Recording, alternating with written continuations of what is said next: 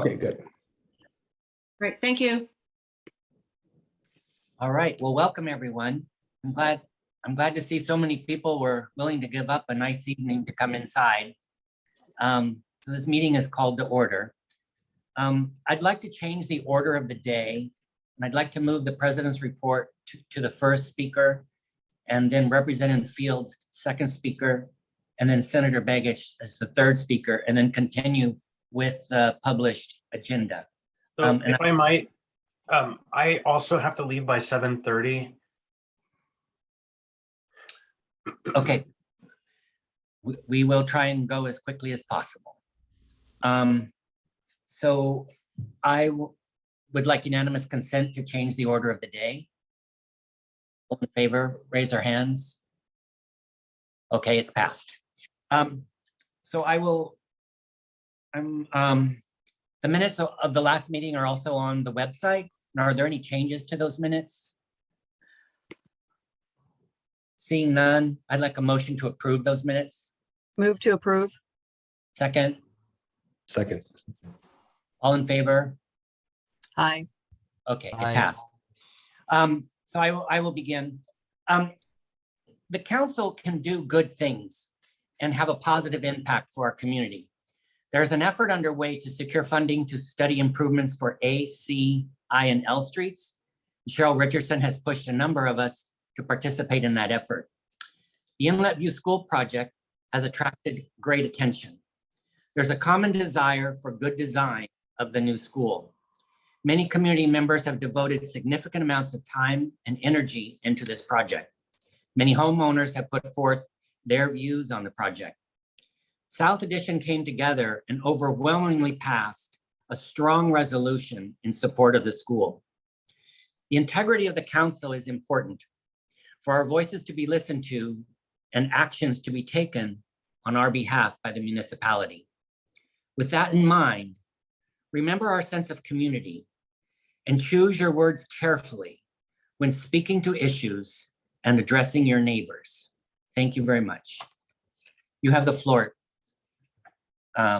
Representative Fields. Thanks, John. I guess I'll start out with the state budget report. And then if it makes sense to you, turn to Inlet View later when we have that item on the resolution. Do you want me to do it that way or start with Inlet View? That's up to you, Representative Fields. Okay, well, I'm sorry to miss the last meeting. I know there was some discussion about Inlet View and about me, and I just wanted to let people know I had previously apologized to Deb Hansen and Lois Epstein for the language I used in their text.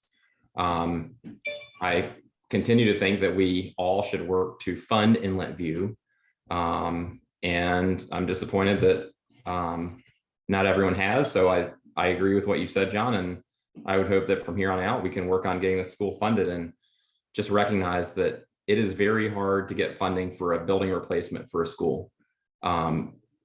Generationally, we haven't been through this in Anchorage. You know, for 3 years, the governor has vetoed school bond debt reimbursement, which effectively has shifted 100% of the costs of these school projects onto local taxpayers. That just makes every school bond harder. It makes building replacements harder. So, you know, I understand that some people have different ideas about a good design. Some people want on the south side, some people want on the north side. You know, my view is if we nitpick the project to death, we risk losing the project itself. The school district is about to go into a round of boundary line changes. The Anchorage School District overall is under-enrolled by thousands of students. So we have to be unified as a community to support funding for this school. And in my view, set aside differences on what an ideal design is, because let's face it, we're not all going to agree on the ideal design. Frankly, I would have preferred a north side location, but I respect the process of the building design committee and the parents who are involved with it. And I just want to be really clear about the risk of division on this is that the school could close. And if the school closes and the Anchorage School District liquidates that land, we're not just going to lose a school, we're going to lose the green space and kids in this neighborhood are going to be redirected to other schools. That is a very real risk. And, I want to thank the school board members who have supported Inlet View, because they recognize that it's a high performing school with an incredibly committed parent community, very committed teachers, Principal Aarons, who just retired from this school. We have a new principal, put a ton of work into an amazing IB program. So the school board recognized that. And I think it's really to their credit that they said, even though the district overall is under-enrolled, this school is in high demand and we're going to protect it. We're going to invest in this school really because of the community that it represents. So I think the onus is on all of us to support that and to recognize that to the extent there's division, it does endanger the school. And each of us will not be able to pick the perfect design. And if we attempt to, again, we risk the school closing. It's a great fear of mine, and I would urge that everyone work together to get the school funded, because I think we can. So I'm happy to answer questions about that or talk about it later. I don't want to take all the time now. I'm just going to run through some quick highlights from the state budget that recently passed, and then turn it over to other speakers. So first of all, in terms of the budget, as some of you know who get my newsletter, the Senate really accidentally passed a budget with a $5,500 dividend plus energy check. And I say accidentally because when senators narrowly adopted an amendment to inflate the dividend at that level, even the sponsor of the amendment said that massive dividend was a negotiating tactic with the House. So the Senate passed a budget that was profoundly unbalanced. In other words, it would have required drawing hundreds of millions of dollars from saving, even if oil remains over $100 a barrel. And all the senators, I think it's fair to say, expected that the House would vote no on concurrence, go to conference and negotiate an affordable dividend. Well, somewhat to people's surprise, the governor then urged the House to vote yes on concurrence and approve this giant dividend. And by the way, the dividend was so large, it would have taken away entire years of education funding. And I just want to say thank you to everyone who weighed in and urged the legislature the House not to concur. It was a fairly narrow vote, but we did not concur. Instead, the budget went to conference, and what came out of conference was a much better budget. So the budget that we ultimately passed saves $1 billion in the corpus of the permanent fund. It saves $800 million in the statutory budgetary reserve. It fully funds K-12 education this year, including adjusting for inflation, which is not an investment we've been able to make in the past 3 years, either because of vetoes or because we didn't have the votes. It funds $2.5 million in pre-K. That is in addition to the funding in Senator Begich's Reed's bill. It the budget bill pre-funds $725 million of K-12 education funding for FY24, and it pays for major maintenance for the university and the public schools, in addition to this year's and 3 previous years' school bond debt reimbursement. So when you look at that in aggregate, schools are the single biggest thing that the budget invests in. And I would say finally, because unfortunately we've been underfunding our schools for years, largely because of vetoes that that those of us who support schools have been unable to override with the very high veto override threshold. Some other positive things in the budget: increases funding for prosecutors, public defenders, and other public servants who have gone years without a COLA, including with recruitment and retention bonuses. We're finally reinvesting in public health nurses. The budget funds deferred maintenance projects at every single Pioneer home, including here in our district. The budget provides up to $200 million for the Port of Alaska and $175 million for the Port of Nome. This is very important because it enables us to capture federal funding. In the case of Nome, it's 3 phases and well over $1 billion of federal funding for a strategically very significant port in the Arctic, very close to Russia. And finally, something else that Senator Begich and I fought for hard and won in the final version of the budget, it was not in the initial version of the budget, was funding renovations at the Awake Shelter, which is only $347,000, but tremendously important to this community. There were some other local projects in the budget, like a downtown library, like some trail projects. The governor has not said what he's going to veto. I hope that there are not major vetoes. And with that, I guess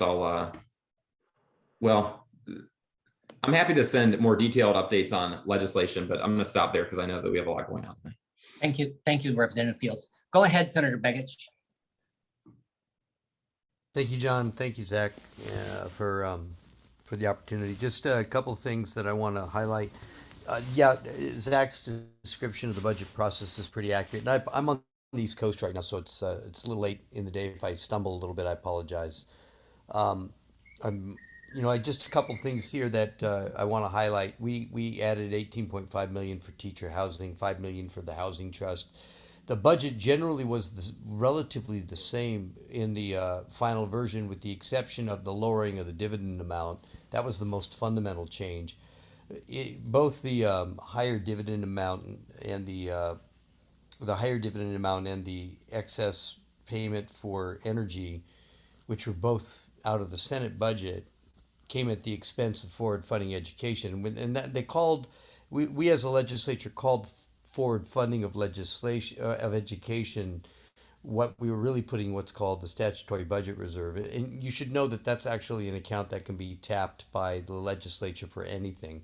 So, I want us to be cautious about when we say we're forward funding education, whether we really are doing it.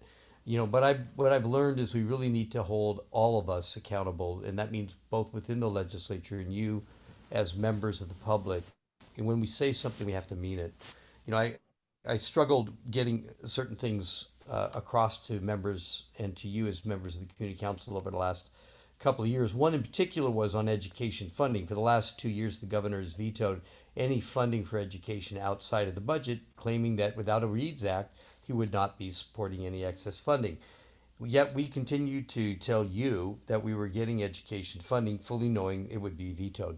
This year, that's not going to happen. And it's not going to happen because we did, in fact, pass that Reads Act.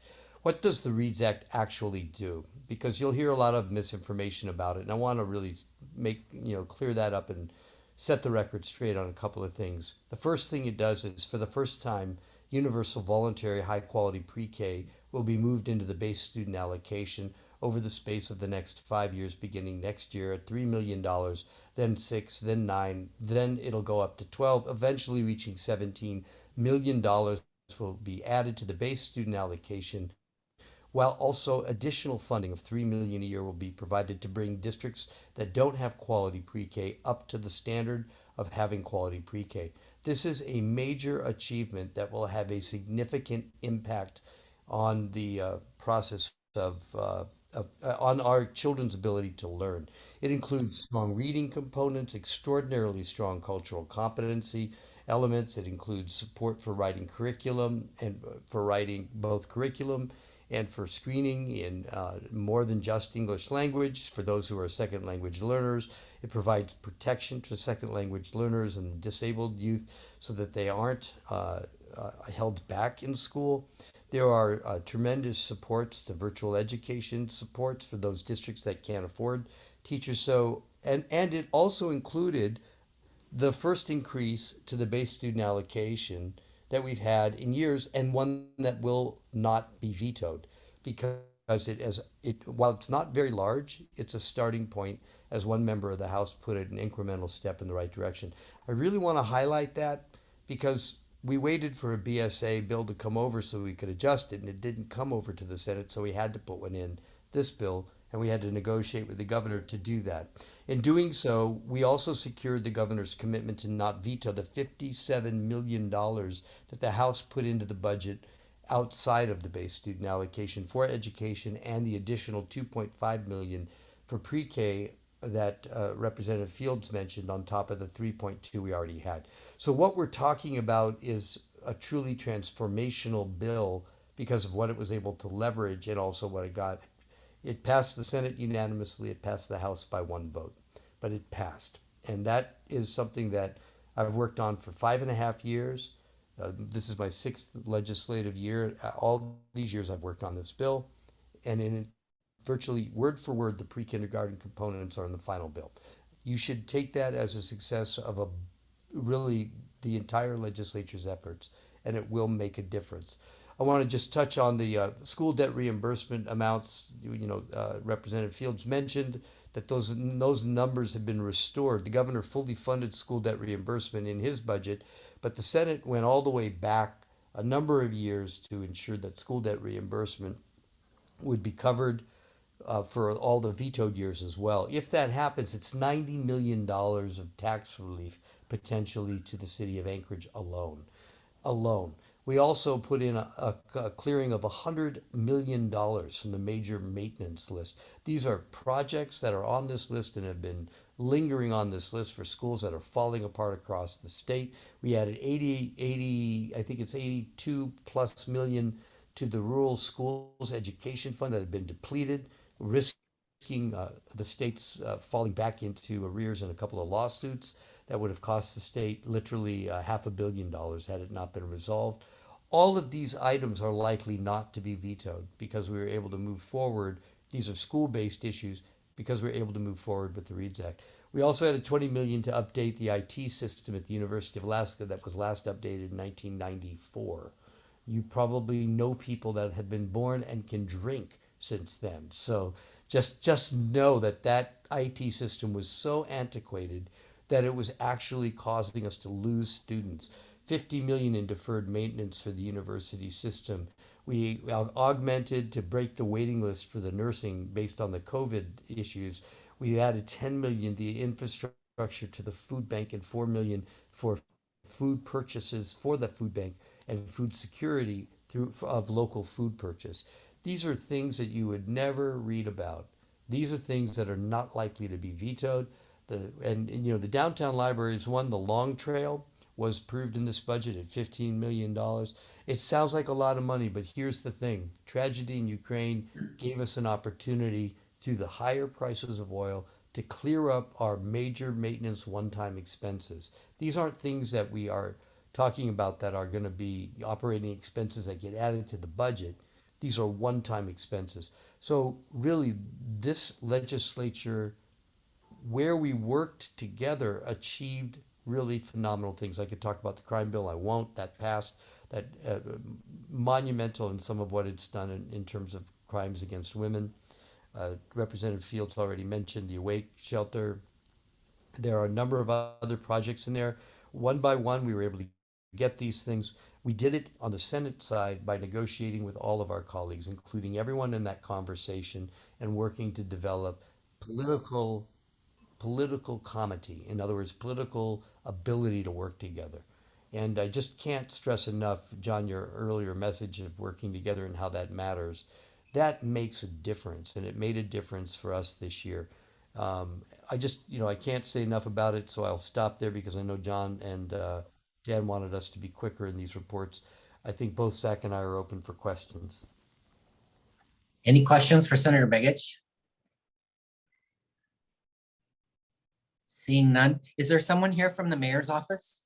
And John, I'm going to sign off. Yes. Lukey Tobin is still on, and she can answer questions about the gathering later in June. And I'm going to sign off because it's nearing 11:30 here on the East Coast. Thank I you want to very s- much. I want to say Senator thank you. Thank you, Sheila. Is anyone here from the mayor's office?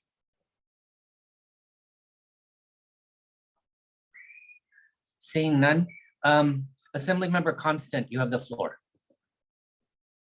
All right, thank you, everybody. Good evening. A lot going on.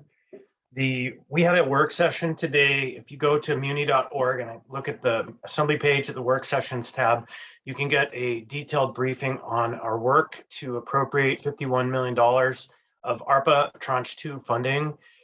We've been through a very robust process, about 15 hours so far, of identifying priorities, open submission of proposals from public entities and individuals, and we've begun the process of sorting them down.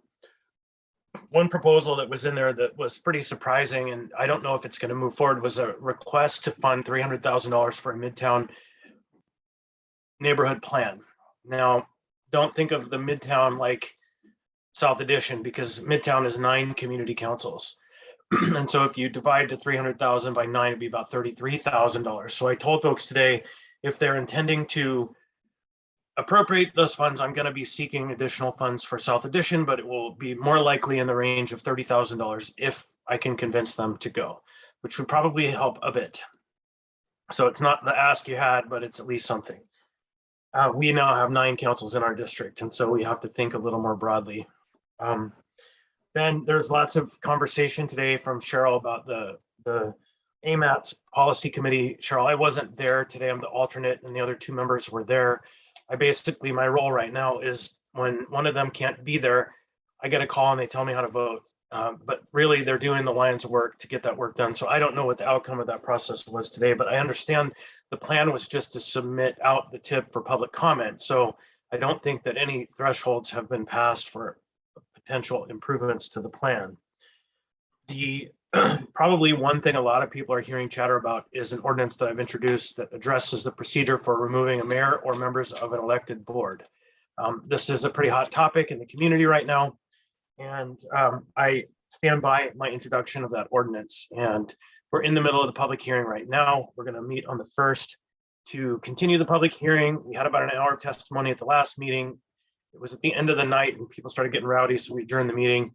And we'll start at 5 o'clock on the 1st and then continue until we're done. The intention is not to remove the mayor, but to establish really clear, bright lines and copy a section of the code that was added in 1993 that sets the policy. And the charter authorizes this action, and in fact, it commands it to be done. It said the assembly shall. So with that in mind, that's happening. And I frankly have just been pushed to the point of watching an administration that only follows the rules when they're caught, needing to establish a more clear guidance on what they need to do in order to follow, to live up to the oath of office that they swore. Finally, the election is coming. Ballots shall be mailed on the 31st, which is just a couple days from now. I do suggest if you go to anchoragevotes.org, you can sign up for ballot tracks. If you haven't already, it will enable you to get an email or a text when your ballot leaves the mail house. And then if you mail your ballot, it will also send you a text when your ballot crosses the voting or the mail machine. If you drop your ballot in the drop box, it will send you a text when your ballot is crossed the counting and sorting machine to, not the counting, the sorting machine, to tell you your ballot was marked as accepted. And once that happens, there's no problem. The thing that is valuable there is if there is a problem with signature match or some other issue, maybe your ballot never showed up, you can be notified if there's a problem with your ballot. And if you don't get that text that says your ballot was counted, you know you can go down and vote right up to election day at one of the accessible voting centers, which will be City Hall, or where the ballot drop boxes are going to be. One is going to be at West High, one is going to be at Fairview Rec Center, one is going to be at City Hall, one is going to be at the election center, and I believe there's going to be one towards Turpin. I'm not sure where. Clark, it's at Clark Middle School is where that one's going to go. So more towards the east of the new North District. So I'm very excited that folks will have an opportunity to vote for a second member. I see that there are at least 4 candidates here, I think. 1, 2, 3, yeah, 4 candidates who are on the ballot, and which means South Edition is an interesting place for folks. And it's great news that we're going to get that second member finally, because you know, it's a hard job to do alone.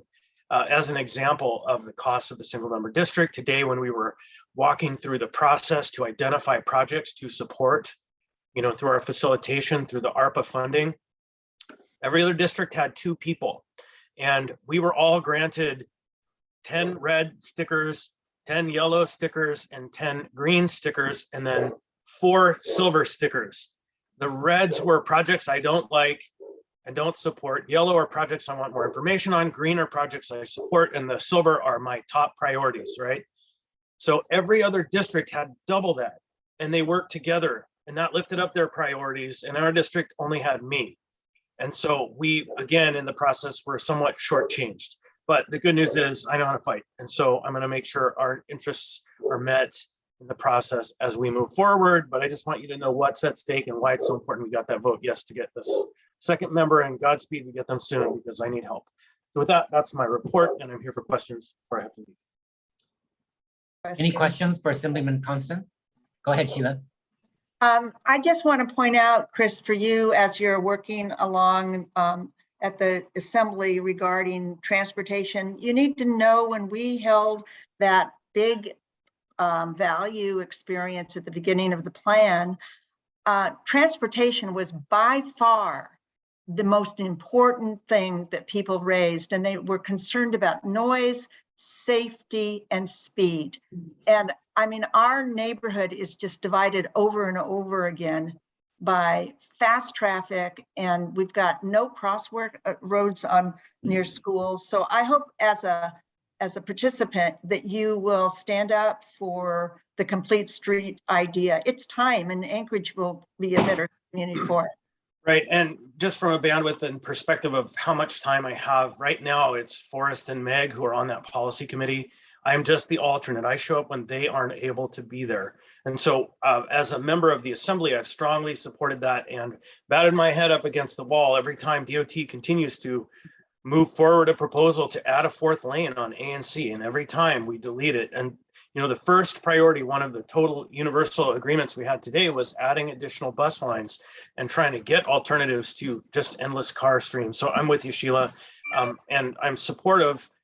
It's just been the challenge of a lifetime. As you well know, DOT is what Patrick used to call the most mature bureaucracy in the state, or some people call them the Democratic Republic of the Department of Transportation.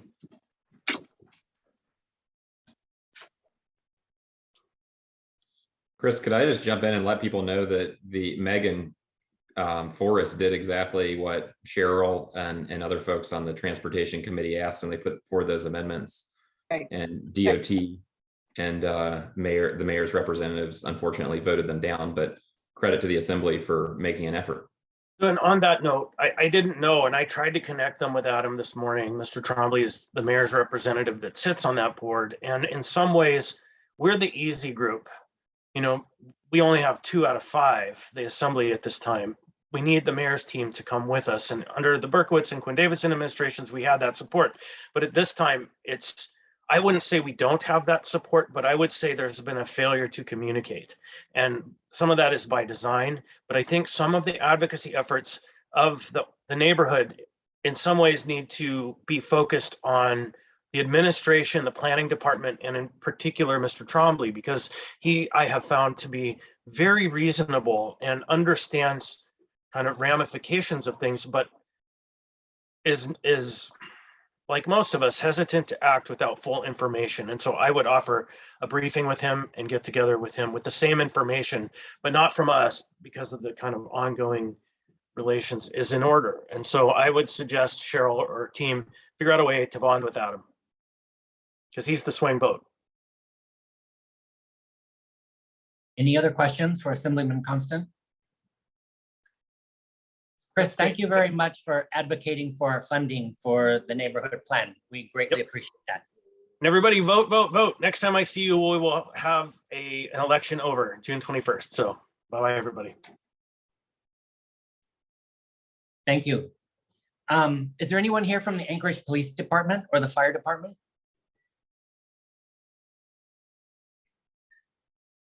Seeing none. Is President Bellamy here this evening from the Anchorage School Board?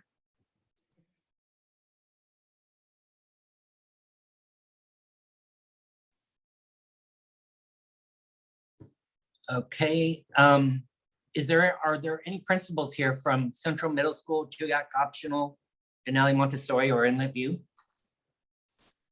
John, it's the end of the school year, so I had sent out emails to everyone and did not hear back from them. However, my understanding is we have a new principal at Inlet View, and I know there are 2 members of the Inlet View PTA here.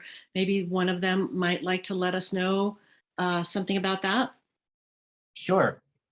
Go ahead from the PTA. This is Petra Wilm. I can report that our new principal is Mr. Arthur Sosa, and he's coming from Abbott Loop. He's been the principal there for 9 years. So we still need to get to know him, but he came to our picnic at the end of the year and seemed a great gentleman.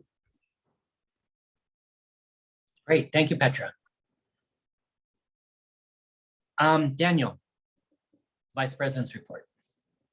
Yeah, I wanted to point out to everybody, make sure we're all aware that we're still under a burn ban. And in fact, the mayor's office, in coordination with the assembly, made violating that ban a misdemeanor crime. And that was in conversation too with AFD. And so let's make sure we all know that no campfires, no burn pits, no open fires are allowed.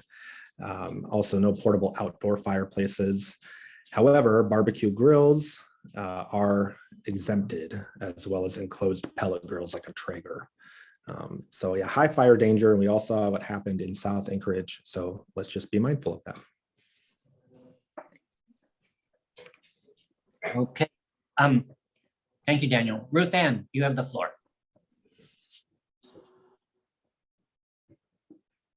Sorry, it just takes a minute to go from secretary to FCC rep. So the FCC met on they always meet on the third Wednesday of the month from 6 to 8 p.m. The meetings are open to everyone. They are very interesting. This meeting did not have a quorum, which happens a fair amount of time. They need at least, I believe, 20 delegates. There's 38 councils. They need to have 51%.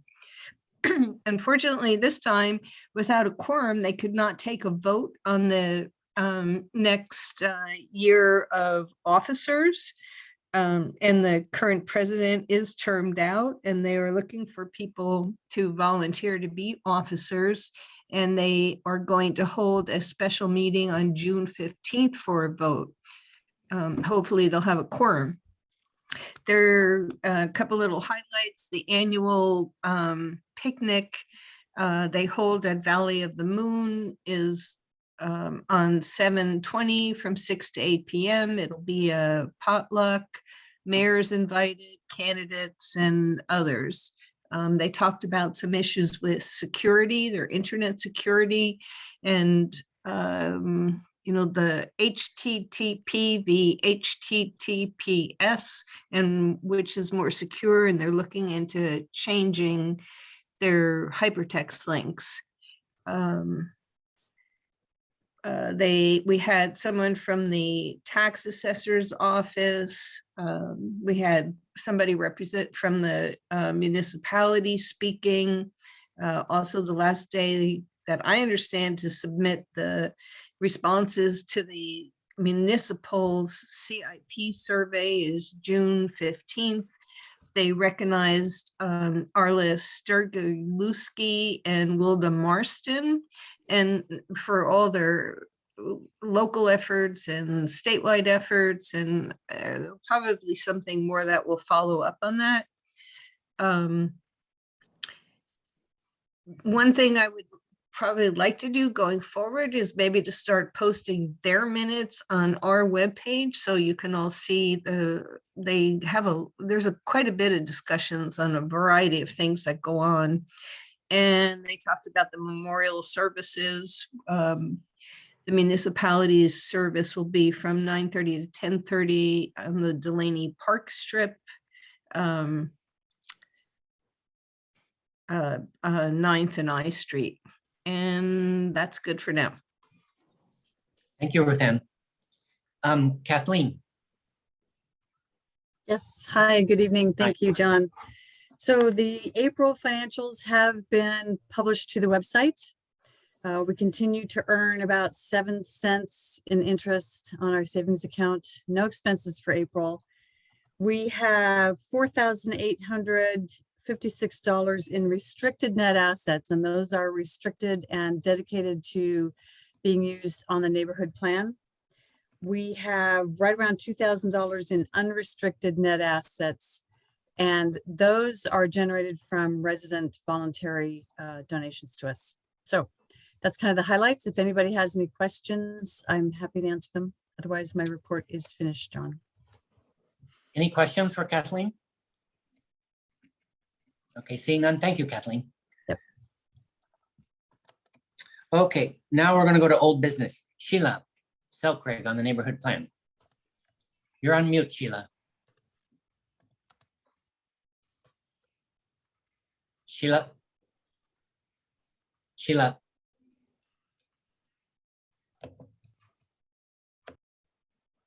Sheila. Mute. Okay, now we can Okay. hear you. It wouldn't let me, I had that hand and it wouldn't respond, so I forgive know me. what that's like. I'm just ready for you. So as you know, I've been working on the South Edition community plan. And I think we've made a lot of progress. That you may not have seen it, but it's actually happening. We've gone through all the concerns that were presented up front and really addressed those.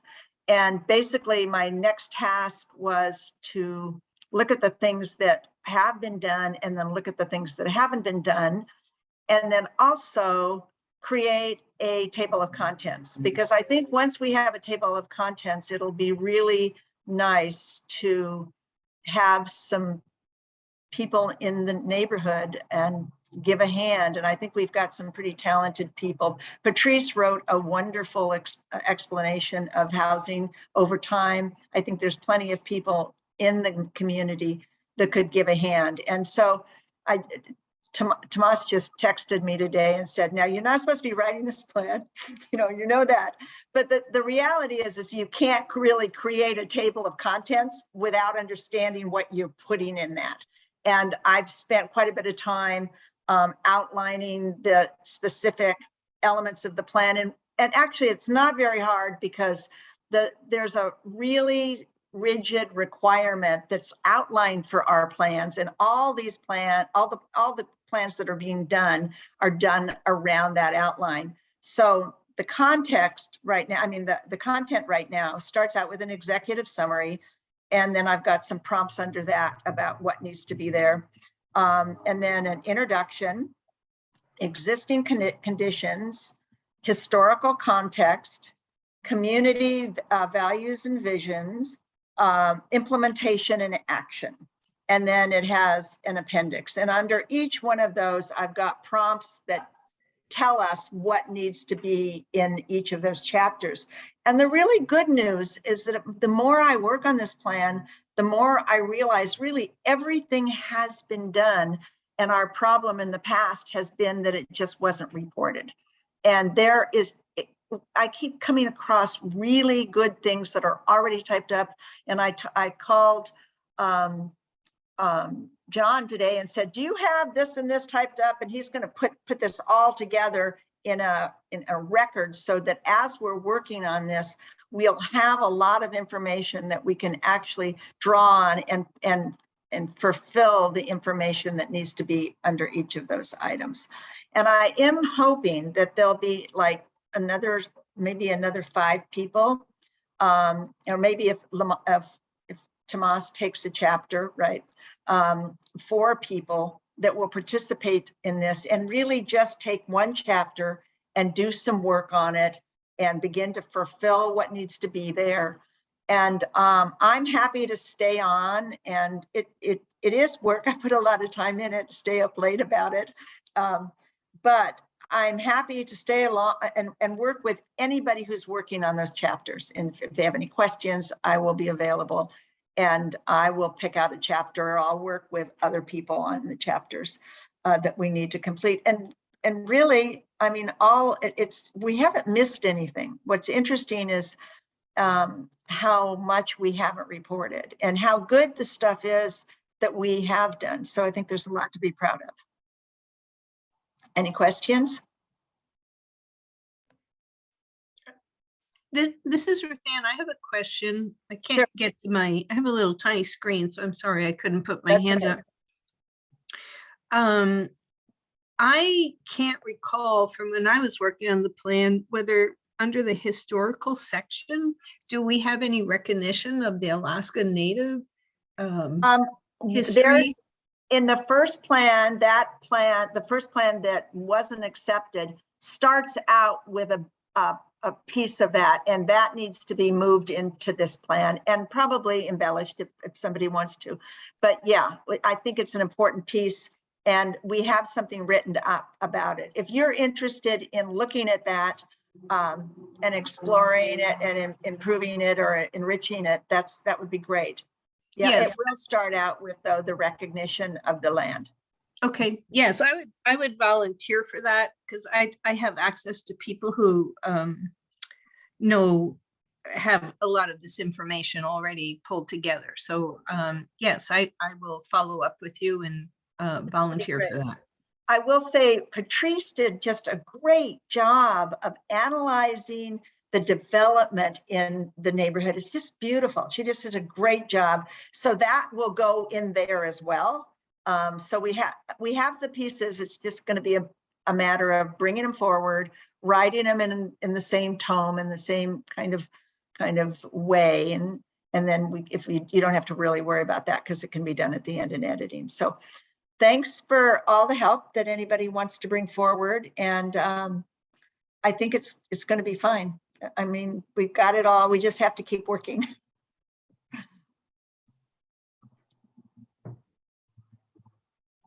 That's it. Any questions? More? Any other questions? Just want to thank you, Sheila.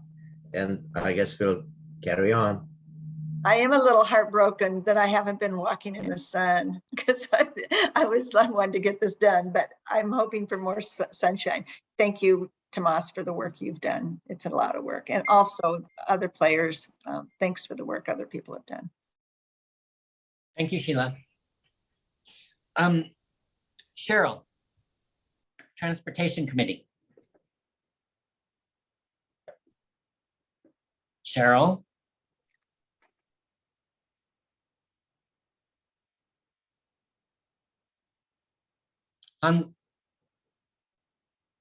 Daniel, do you see Cheryl on there? I see Cheryl. I do. Here, I'm going to hit. Do you have to hit *6, Cheryl? Sometimes if I hit ask to unmute.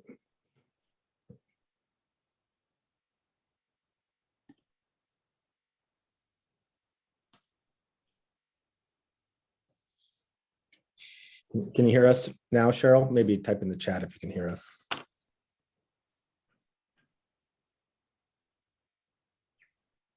Oh, there, I think you are unmuted.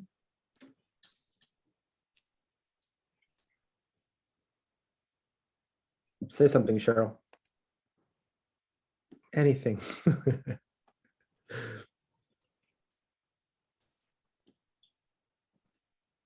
Do we want to come back, John? Yes, let's come back. Hans, are you ready? You have the floor. Yeah, I'll have a short presentation. So, and I'm going to share my screen if that's okay. Yes. Okay. Can everyone see that? Yes. Okay, good. So Pam, Teshi, Tom Begich, and I were present for the second meeting to discuss the design of this 9th Avenue Plaza. 3 design concepts were proposed. There was a consensus of support for the B design. Here were some changes that Pam and I recommended, and we both agree on, that the design should keep it simple and be usable and beautiful for all seasons. So it's good looking in the winter as well. One thing that I asked for is that maybe there could be some boulders or some sort of informal seating along the kind of longest hedgerow. So kids could sit and watch sports because there's a lot of sports going on and kind of act as a nice buffer. That we use native vegetation for this design. We also talked about how it would be fun to have string lights over webbed overhead in the winter so that you could kind of like walk under the shrubs with string lights. So that painted a nice picture to our eyes on that. And that on the 9th Avenue side, where you see the 8 in the south or the most bottom part, that there's room for snow plowing because right now the hand signal is hard to get to because there's not enough room for the plow to kind of remove the area there. So that was a specific request that Pam put that we all thought was very thoughtful. The current estimate for the project is around $500,000, and that would mean a $5,000 project for 1% for the arts. And we're both interested in kind of following up and understanding what will be the RFP and the design for this 1% for the arts. So I think we'll continue to track this as we go forward. And the next meeting we have is June 13th at City Hall at 6 p.m. And this is our last meeting, so they'll be taking the comments that I've kind of mentioned to you and doing a little bit of tweaking and give us kind of a revised design off of this concept B. And then I think it'll be in its final revision, where at that point they will decide when to bring it to the Urban Design Commission for a vote. And then after that point, I think it's, oh, could someone, okay. After that point, it would go to a bond potentially. So does anyone have any questions?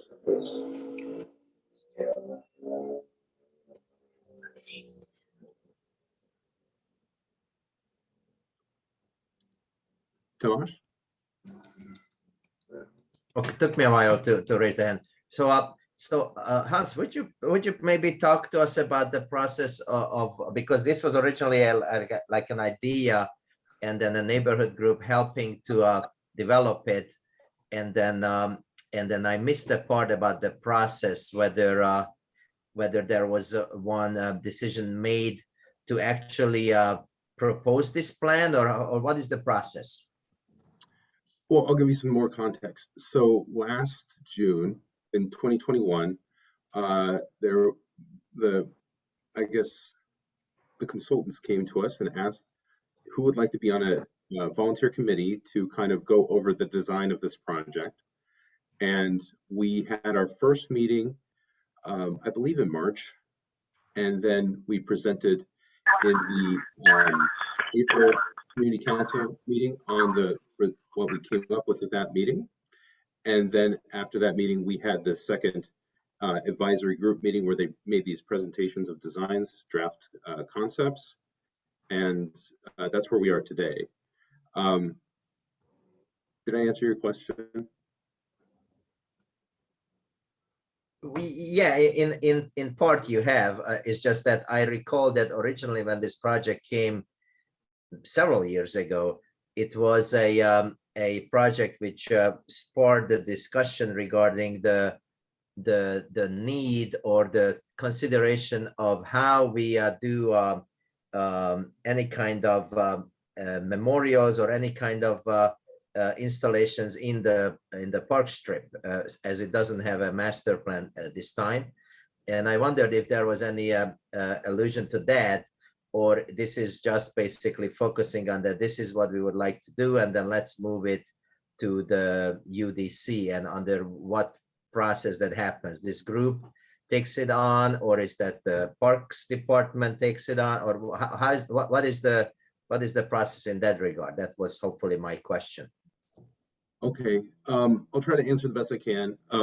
There, to my knowledge, is a master plan for the parks, the Delaney Park Strip. And in the design that they've used, they tried in these 3 different designs to kind of match it and kind of talk about also what we requested from the last previous meeting that I presented on. And I believe after this 3rd meeting, it's going to be a little bit more hands-off and to the consultants in the Parks Department to determine how to move the project forward. And so I don't really know beyond the fact that the next step of approval is going to the Urban Design Commission. And then once they get that approval, it could go to bond.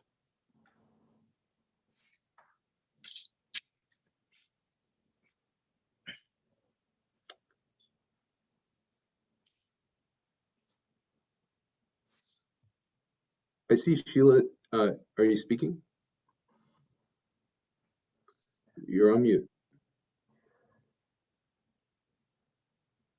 Actually, Ruth Ann's hand is Ruth. Yeah, I think Ann. Ruth was before me. Oh, sorry. Okay, Okay. I'm gonna kind of follow up with Tomas's question. I mean, this seems like it's, a done deal. I mean, what if we want the park strip to just stay as it is? I don't believe there's actually a master plan. I know that there is a plan that shows where memorials can be. And this evolved from, Breeze Memorial, and now we have, these different concepts and plans that are being moved ahead. Is there any option to not do anything if we wanted to not do anything? Yeah, Well, I think the community council, if we wanted to kind of, so here's how it was presented to me at the first meeting. It's really like, this is a process to determine what should happen on this project. That doesn't mean that this project has to move forward. And I think that this community council has the autonomy to independently say what they want to happen with this project. I'm definitely not boosting this project. I'm simply trying to make sure that the design is in line with what I think the community would like.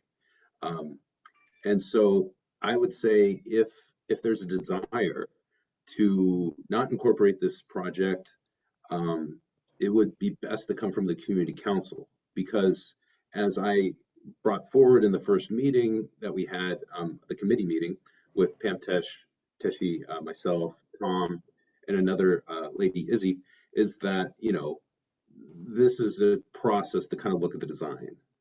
But it doesn't mean it can't be, you know, checked by the community council. So I guess that's the level of how this is going down. Thank you. Hans, could you possibly upload this PDF to the chat so people could download it? Because the small print is hard to see on this. I will, yes. Thank you.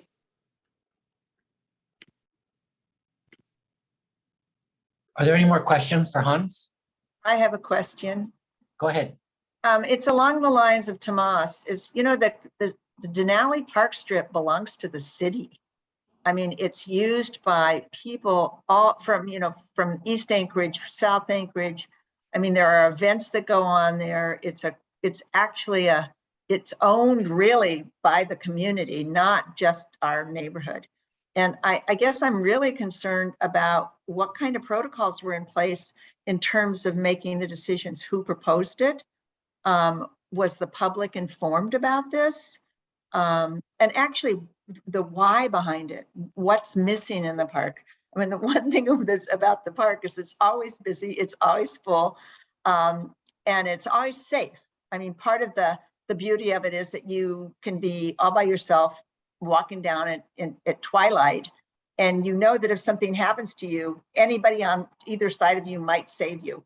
I mean, but when we begin to put things in the park, I think that they actually might not be improvements. I'm a little worried about this. So I think, first of all, what was the Parks Department doing, making this a proposal without having some sort of public discussion about what the public wants in this park? It doesn't seem like it's like following the rules. I think that's a very good question. Well, And so I've had I'd that love to same be question. guided in that. I'd love to find out, or maybe we need to write something for the newspaper, because it doesn't make any sense. It's like, oh, let's put this in the park. And the question is why. I thought, well, maybe they're trying to just have a place where you're supposed to walk, if it was just a flat walking space. But that park is used by so many people as a field. So thanks. I know you all know this too.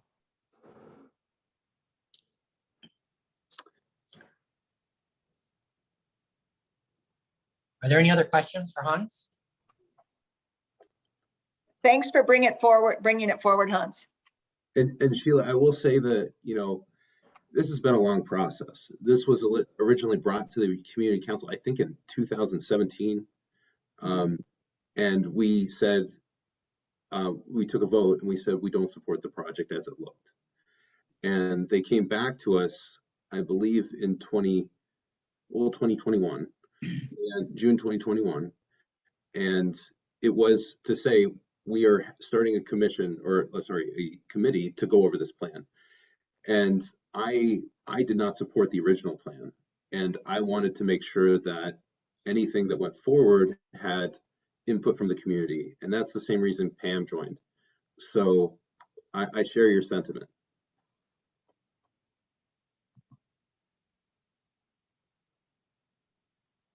Thanks. Any other comments or any questions for Hans? Thanks for working on it, Hans. Bye, folks. Thank you, Hans. Cheryl, are you available?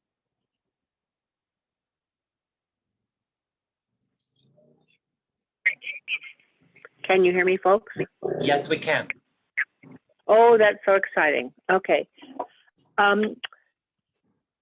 In transportation, we had some success at AMATS today, which is not something I get to say very often. But Meg Zalatel, Midtown representative, came through for us, and we had success. I want to go back a little bit. So it's my opinion that ADOT, the Department of Transportation of the state, has bullied Anchorage, not just South Edition, for a number of years. And by 1980, they recommended that we get an overpass for pedestrians at 13th and L. And we wanted them to reduce the speeds at that location. So we prevailed. We got a school zone put in, a 20-mile-an-hour school zone, and we got a guard hired, crossing guard. You know, I don't know if that person's still there. I don't drive enough anymore to know if Inlet View still has a school guard. But anyway, we succeeded in those years. We didn't build that overpass and give up our road to basically a freeway. But as Sheila mentioned, at that first neighborhood plan meeting, traffic and noise were the #1 problems. It was quite interesting to me. And certainly when we formed the Transportation Committee a few months ago here at Council, there was a lot of griping about the noise that comes from our roads, especially at the lagoon. And then, of course, A and C are just brutal. I live at the end of 13th, near the railroad tracks, and I have to raise my voice in my own front yard in the summer because of the roar of traffic that comes in from Minnesota. So we started the Transportation Committee. We nominated, the people worked hard, and we nominated 5 projects for capital funding and state funding, and didn't make it. AMATS had a process that seemed most promising called the Transportation Improvement Program.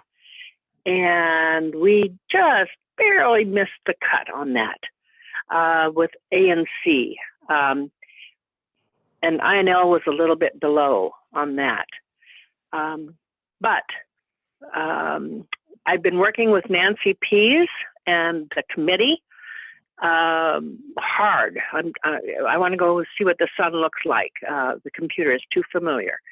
We've been working hard, and Meg Zalatel chimed in from her holiday in Europe, for heaven's sake, today, and was able to tie, excuse me, was able to tie the I and L complete streets study to the Minnesota corridor study, which is #1 on AMAT's list. So we had basically a 50% win today, thanks to Meg Zalatel.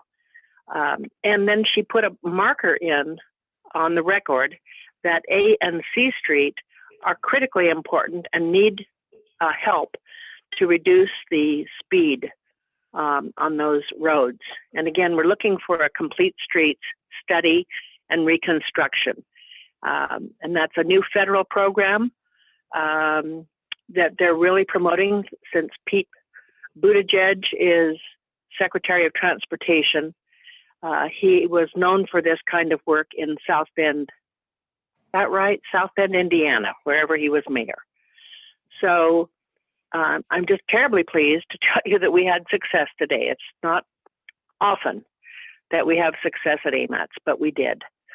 And we need help. Frankly, this little committee, we've been working hard, but it's only 4 or 5 of us. And frankly, we need a flyer just to let people know what's going on. I have a website that a volunteer kindly put together, but heck, I don't know how to manage the thing. So if any of you have yourself or a teenager around who could help with website, that would be fantastic. We need follow-up with the school PTAs. The principal at Central called back and said, well, what information do you have to offer? I'm interested in this. But we need follow through with the PTAs and the school personnel. And contact us through the community council or volunteer right now, and I'll get back to you. But it's a lot of work. The sun is out there, and let us know, please, what you're interested in and what you can do to help to get ADOT to help us out here in the South Edition. Any questions for Cheryl?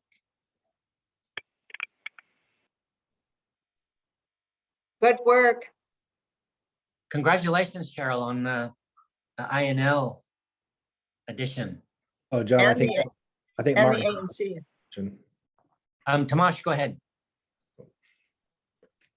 Sorry, I'm just clapping. It is Martin who is Oh. having his hand up. I'm sorry. Martin, go ahead. Thank you, Cheryl. It's so great to hear you with good news. And I did listen to part of that meeting, and you are to be congratulated for still being upright. It's amazing how many rules there are. And the other point is, no, we no longer have a crossing guard at Inlet View School. I haven't seen one for 2 years. It's a teacher is just. Very sorry to hear that. Yeah. Oh, there's just not one excuse on- me, There's there's- not one on L Street. There's not one on L Street. My wife corrected me, Deb corrected me. There is one on Inlet Place, which is good, but the one on who is always on L Street is not there anymore. Okay, thank you. Any other questions for Cheryl? Thank you very much. Is Harry, Harry, you have the floor. Hi, thank you. I am bringing forward this resolution for a second reading. It was introduced in April. I unfortunately had a conflict I couldn't avoid I'm sorry, it was introduced in March. I had a conflict I couldn't avoid in April. And so this is the second reading. I do think it's ripe. I've asked for comment. I've received just comments of support.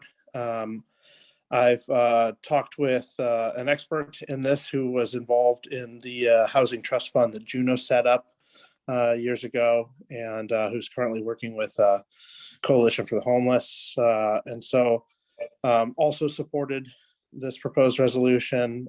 In short, it underscores that there's a affordable housing problem in Anchorage, and I think the best source for evidence in that is to look at Lukey Gale Tobin's recent op-ed in the ADN. I thought that was excellent. And then the ask is for the municipality to create a bucket for affordable housing innovation, and for the state to fill that bucket. And to allow, and then it's very loose as to how those funds are administered or invested. I think that's part of the horse trading that can happen later. For context, this is it's kind of a coordinated effort with Fairview and Rogers Park, and I think probably a few more community councils. Once we get one of these on the record, then we can share it at the Federation, and I think some other community councils will get in on it. I think that citywide, it's recognized that we have an affordable housing problem, and this is looking for some innovation in that area. So I urge your support, and I'll move this motion or this resolution. Second. Any discussion?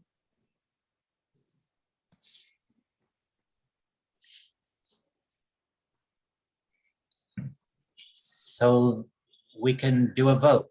How many in favor of the resolution? Please raise your hands.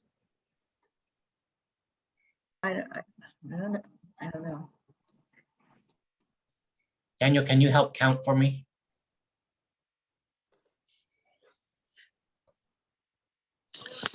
I'm sorry, this is Sammy Graham. Is the resolution in the chat? I mean, I Yeah, don't know what, I have no idea what I'm voting on.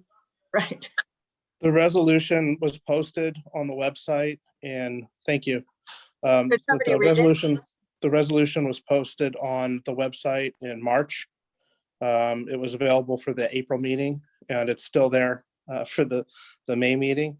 It was read once. I'm happy to read it out loud again if you'd You like. probably should. I think since we're voting on it, and it was posted 2 months ago, it would be appropriate to read it. Happy to do so with the chair's permission. Sure, please go ahead, Harry. Resolution regarding establishment of an affordable housing trust fund within the municipality of Anchorage. Whereas Anchorage is negatively impacted by a lack of affordable housing for all residents, and whereas the reality of a city bounded on all sides by water, mountain, or federal lands results in higher land values as a product of economic growth and population increases, and whereas existing public and private mechanisms for funding of affordable housing cannot adequately address the pent-up demand, and whereas Anchorage serves as a hub for much of the state, resulting in a significant number of the ill-sheltered arriving from the unincorporated areas of Alaska, and whereas the Alaska Constitution lays responsibility for unincorporated areas on the shoulders of the state government, and whereas the Anchorage community cannot fund enough affordable housing on its own, and whereas the municipality as a home rule community and a major metropolitan area has the capacity to effectively manage efforts to increase the supply of affordable housing given the resources. Therefore, be it resolved that the South Addition Community Council requests our elected officials at the municipal level to enact appropriate legislation establishing an Anchorage Affordable Housing Trust Fund, and therefore be it further resolved that the South Addition Community Council requests our state elected officials to endow the Affordable Housing Trust Fund with a one-time appropriation at the earliest practical moment. That's the conclusion. Thank you for reading that.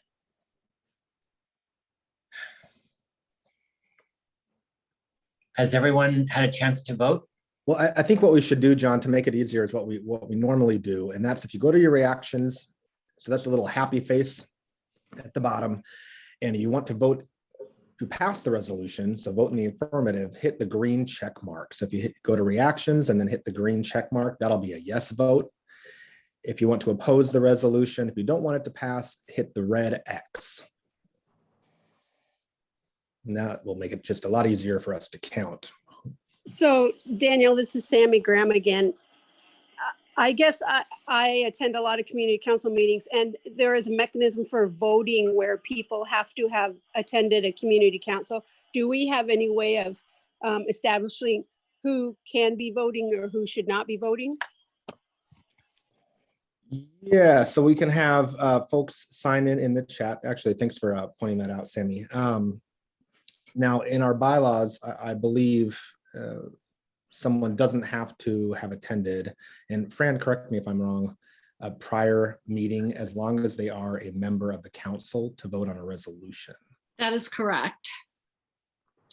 So anyone who's a member of the council can vote on this tonight. And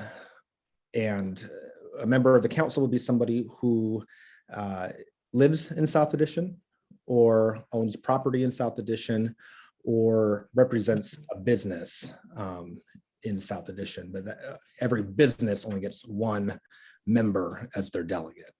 Yes. So somebody couldn't send multiple employees, to vote. So that is the criteria for voting. And if you haven't already, if you could sign in the chat feature, that would be fantastic. And then another thing that would help us, for those of us who maybe are listening here but don't have your screens turned on, if you have two people that want to vote, make sure your screen is turned on so we can count both of you and just verify that both of you are present. So again, why don't we go ahead and take the vote, and those green check marks will be a vote in the affirmative. The red X will be a vote to oppose the resolution.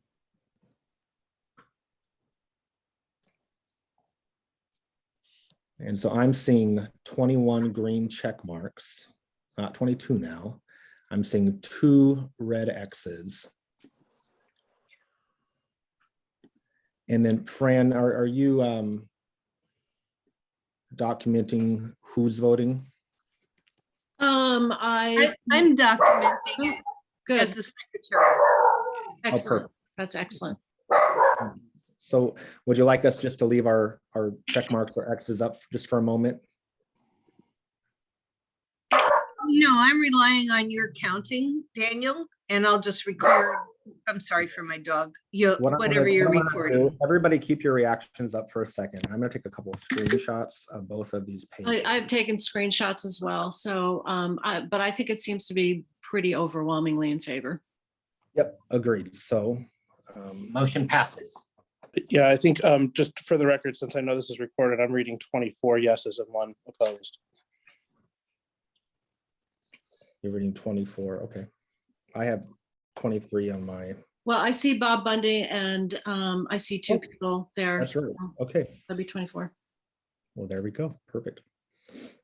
Okay, well, it passes overwhelmingly. Thank you very much, Harry. My pleasure, thank you. Next on the agenda is Daniel Voland on the support for the Fairview Cut and Cover project. Yes, thanks, John. So this is something I'm bringing forward. This is a resolution that was passed by both the Fairview Community Council and the Airport Heights Community Council. And this is something to support Fairview, as right now they are going through the planning and environmental linkages study. I actually attended last night's public meeting at the Fairview Rec Center. And a lot of the issues that we've discussed as a community council with busy traffic arterials passing through our neighborhood and sort of disconnecting our neighborhood. Fairview is facing those same issues. And I want to show a screenshot or a photo here. Let me see if I can share my screen again. This is a flyer that was distributed. Can you guys see this? It says comments at the top. This is a flyer. Okay, perfect. This is a flyer that was distributed by the team that's working on this. And you can see the comments from January 24th to February 28th and how they are categorized. And I just wanted to point out how overwhelming that proportion of comments is on that focuses on non-motorized usage. And that was the large proportion of last night's public testimony in person when residents got up on the microphone. And Fairview is very determined that they want to have streets that are more safe for pedestrians, that are more walkable. There's been a lot of collisions in that Gamble-Ingra corridor. So this resolution, I'll stop sharing, and I suppose we can read this again. Basically, there are three be it resolved, and the major one is that Fairview is really advocating for a cut and cover method. They would like to reconnect their neighborhood, and they have a strong feeling that for a long time Fairview has been underinvested in, and it's hurt them economically because of how cut up the neighborhood is by busy vehicle traffic. So yeah, I guess I will go ahead and read this if that's okay. Sure. All right. Let me share my screen again here. Okay. So this is a resolution regarding urban design, freeway projects, and our common desires for a prosperous, dynamic, and more livable city. Whereas the Anchorage Bowl is bounded by Chugach State Park, federal lands, Turnagain Arm, and Knik Arm water bodies. And whereas the reality of a city bounded on all sides by water, mountains, or federal lands results in higher land values as a product of economic growth and population increases.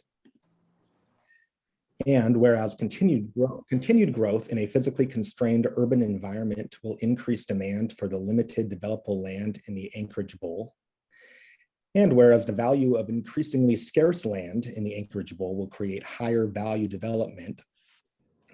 And whereas removing high value land for freeway development from the tax rolls results in a revenue loss to the city for generations to come and increased tax burden to the rest of Anchorage residents. And whereas it is in the self-interest of all residents to ensure infrastructure projects requiring acquisition of private lands must warrant the loss in perpetuity of tax revenues. And whereas the Anchorage Land Use Plan serves as a guide for development of our city with an awareness that increasing growth within a finite area requires thoughtful approaches in order to optimize economic prosperity and sustain a high quality of life for residents. And whereas the Department of Transportation of Public Facilities, DOT and PF, is proposing to construct multi-lane controlled access freeway through the middle of the Anchorage Bowl to connect the Glen and New Seward interstate facilities. And whereas current design proposals emphasize the rapid movement of regional traffic at the least cost, irrespective of environmental justice impacts to the urban fabric, the future economic vitality of the city, or quality of life for residents. And whereas constructing elevated interchanges, controlled access freeways will require an inordinate amount of right-of-way, land forever lost to the betterment of our community council areas. And whereas incremental freeway projects without a common vision for the transportation corridor will result in disjointed and unbalanced designs that only increase environmental degradation and rip apart the urban fabric of our city, reduce future tax revenues, worsen residents' quality of life, and ignore Anchorage's unique physical environment. And whereas incremental corridor development without a comprehensive understanding how the entire transportation corridor functions in an urban context can be perceived as segmentation, which is a technique not allowed under the National Environmental Protection Act.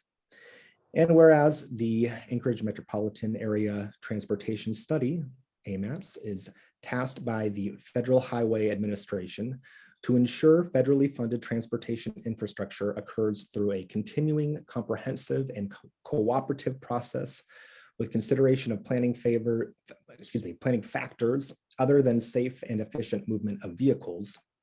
Therefore, be it resolved that AMATS, as the Metropolitan Planning Organization, approve a resolution obligating DOT and PF to substantively engage with the municipality of Anchorage and community councils to craft a common vision for how best to establish an improved connection between the New Seward and Glen highways that complies with FWHA.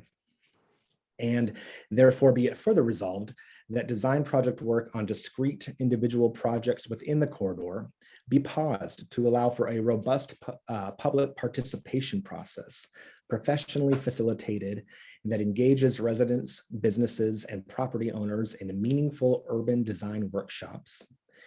And therefore be it further resolved that pedestrian safety, multimodal access, and environmental justice dictate that this must be done as a cut and cover project. Therefore, be it also further resolved that residents across Anchorage desire an attractive northern city that is economically prosperous with a high quality of life for all residents and supports the live, work, play narrative.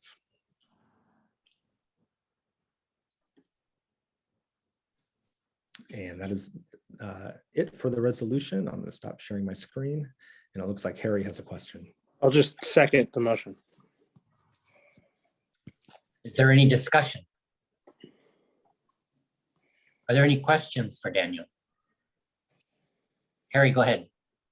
Yeah, I'm the former chair of the Fairview Community Council. I now live in South Addition.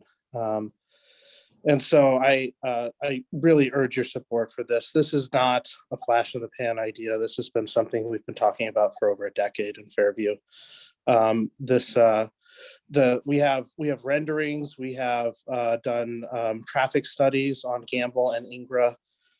When Fairview was an independent city, Gamble was the walking main street for a walking neighborhood. It was a beautiful place to live. And then a highway got ramrodded right through the middle of the neighborhood and took out the main street. There's so much potential here, and it would only benefit the urban core, which would only benefit our neighborhood. I love this resolution, Daniel. Thank you for bringing it forward. You bet. Go ahead, Kathleen. So I'm not sure what a cut and cover project is. Right. So a cut and cover is where the vehicle traffic would be diverted underground, and then you could have sort of an overpass over the top, but would be buildable. So you could have buildings on top, or a green area, or pedestrian travel on top. So that would reconnect the neighborhood. Okay, thank you for that clarification. And so the first, therefore, can AMATS actually approve a resolution obligating DOT? So it seems, let me back up a second. I think that I thought the resolutions were to request action to be taken. The first, therefore, says that we're asking AMATS to approve a resolution obligating DOT to substantively engage with the municipality. I didn't know that we could ask them to obligate themselves. So,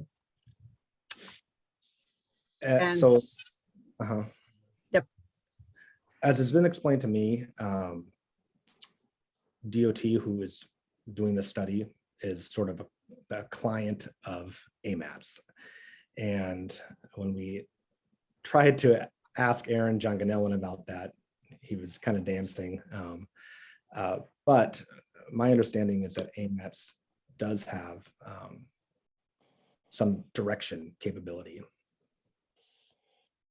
AMATS could refuse to move forward on a project unless it were a cut and cover if there was alignment between 2 out of the 3, mayor, assembly, and DOTPF. So yes, they have the power, in short. Okay. Thank you, Zach. Yeah, thank you for clarifying that. Anything else, Kathleen?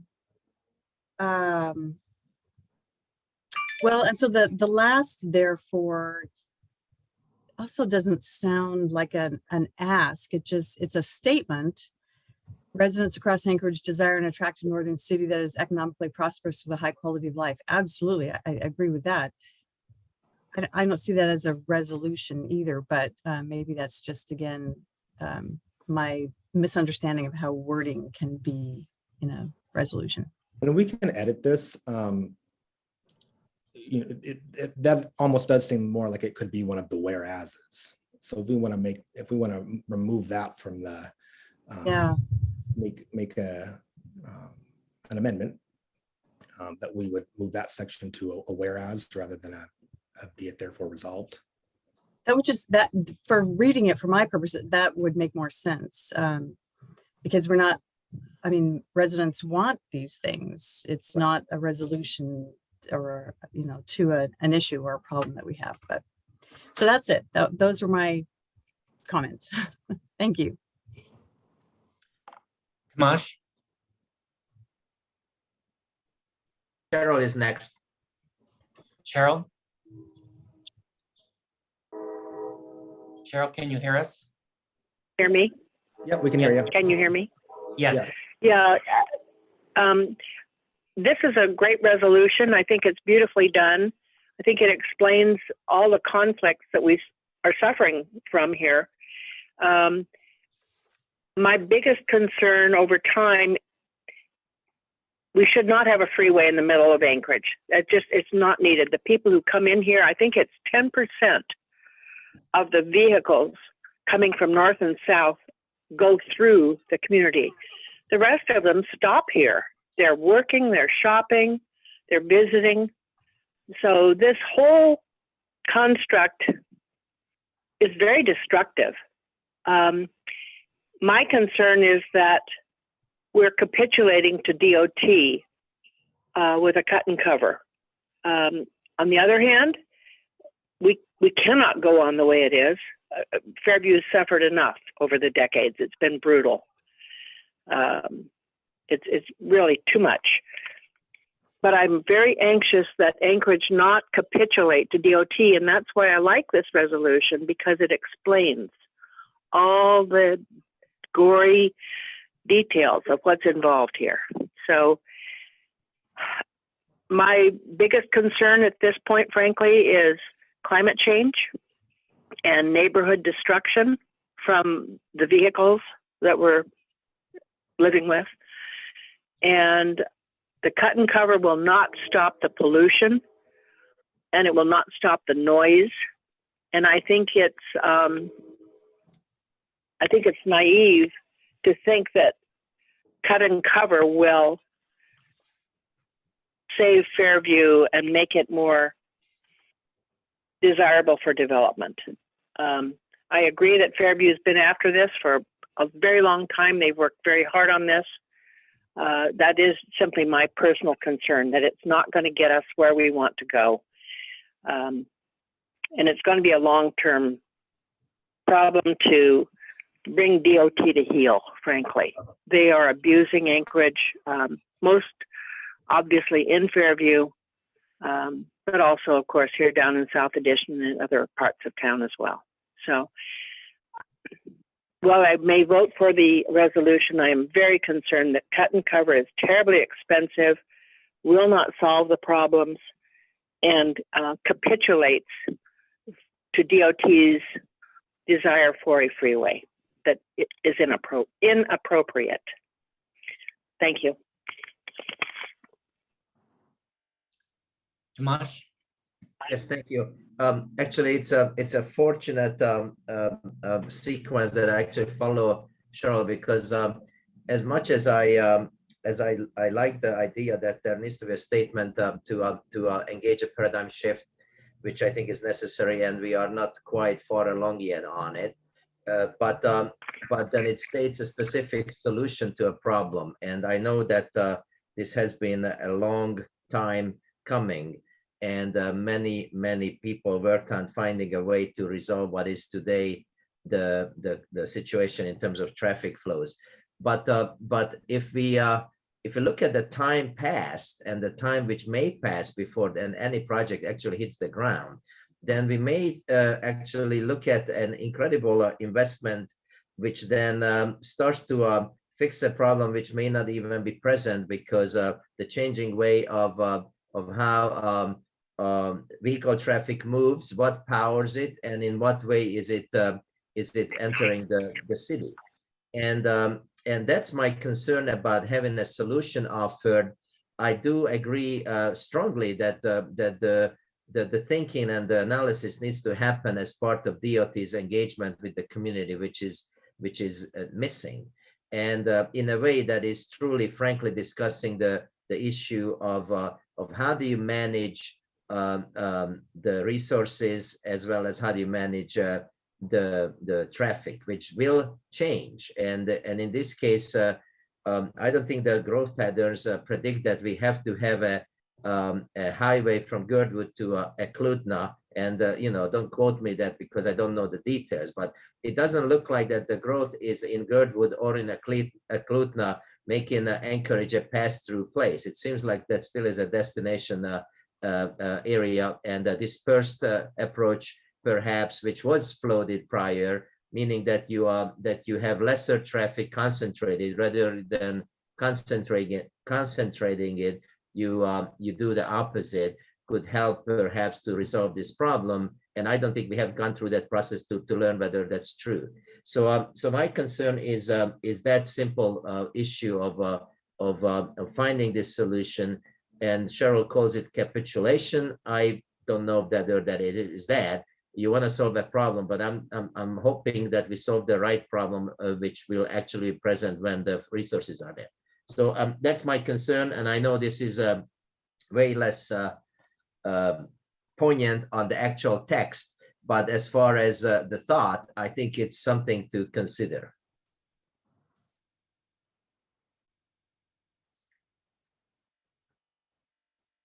I get taken down. Any other comments? I have a comment. Go ahead, Sheila.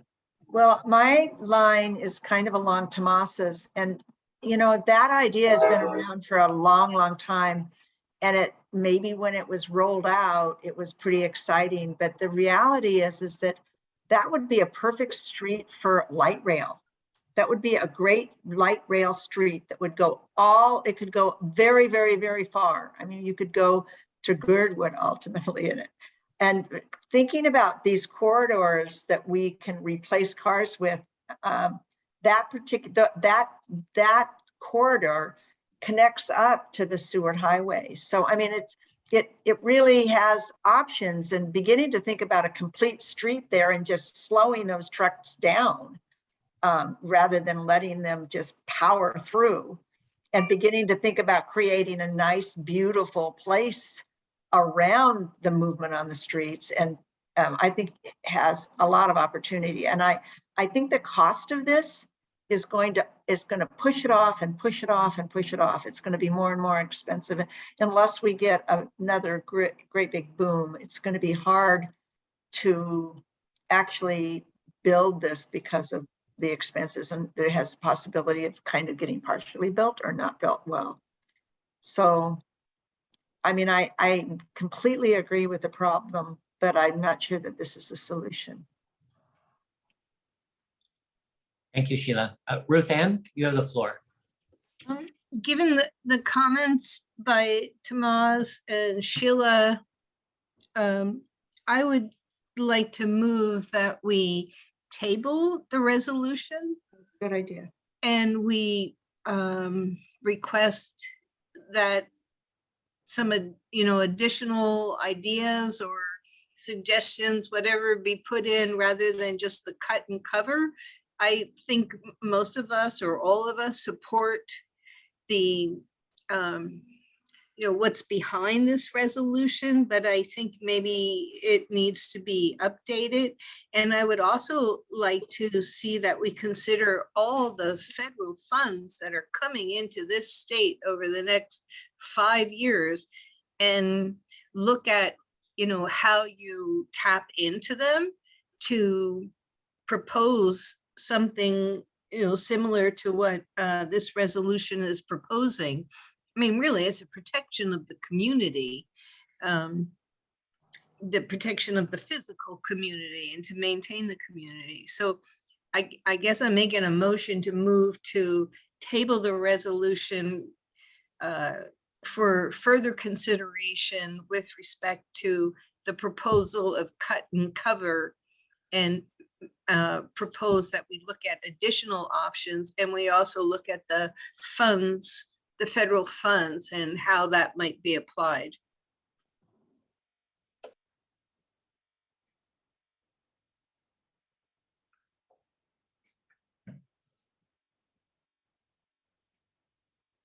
I think Harry. Martin had. Martin, go ahead.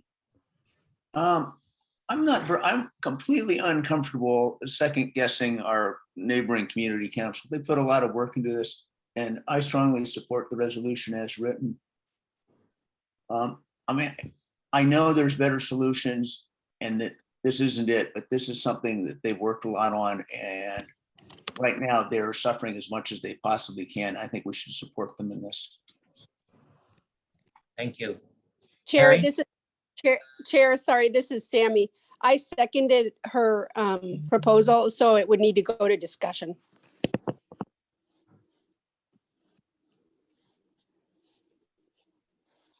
Any discussion? So the motion is to table the resolution for now, and then Sammy seconded, and so we would discuss whether or not to table. Which is exactly what he was talking about, so which was great. I just wanted to make it to follow protocol. Thanks. It's not just to table it, Daniel, it's to table it and then to make additional considerations of the options and look Exactly. into the funding. Right. I think, I would definitely be open to, I would like to be somewhat timely on this, just because I want to make sure that we can get, if we do want to support Fairview in their efforts, as other community councils have, to make sure that we have, that we're able to get something on the record while the study is happening and they are accepting public comment. But one thing that we could consider doing if we decide to table is having a representative like Alan Kemplin from Fairview come speak with us about why they're advocating for a cut and cover and some of the history, some of the work that they've done on that. Harry, go ahead. Yeah, I just want to clarify the motion. What I'm hearing is that the motion is actually to postpone to a time certain, which presumably would be June 23rd, as opposed to tabling it, which means really removing it from consideration. And it sounds like what Ruth Ann and Sammy were asking for was some additional consideration and maybe some committee work, and then bringing it back with this input considered. And I just want to clarify, there's a big difference between tabling a motion and postponing it. Kathleen, go ahead.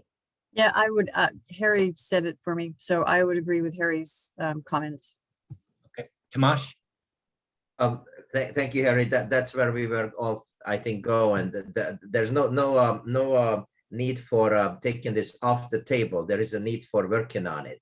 And I think that was clear from the statements, maybe not clear from the motion. So if Ruth Ann, you may want to rephrase the motion and the second accepts it, then maybe we can go with that. And I think in a month, this is something totally doable to support our neighbors. So I would strongly encourage that we do it next month. Martin?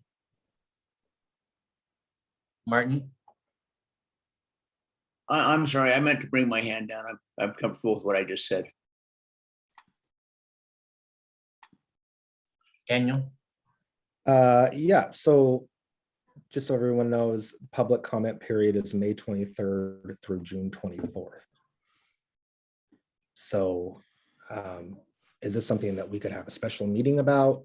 If we are, are we going to have time, if we're just going to be doing this at our next general meeting?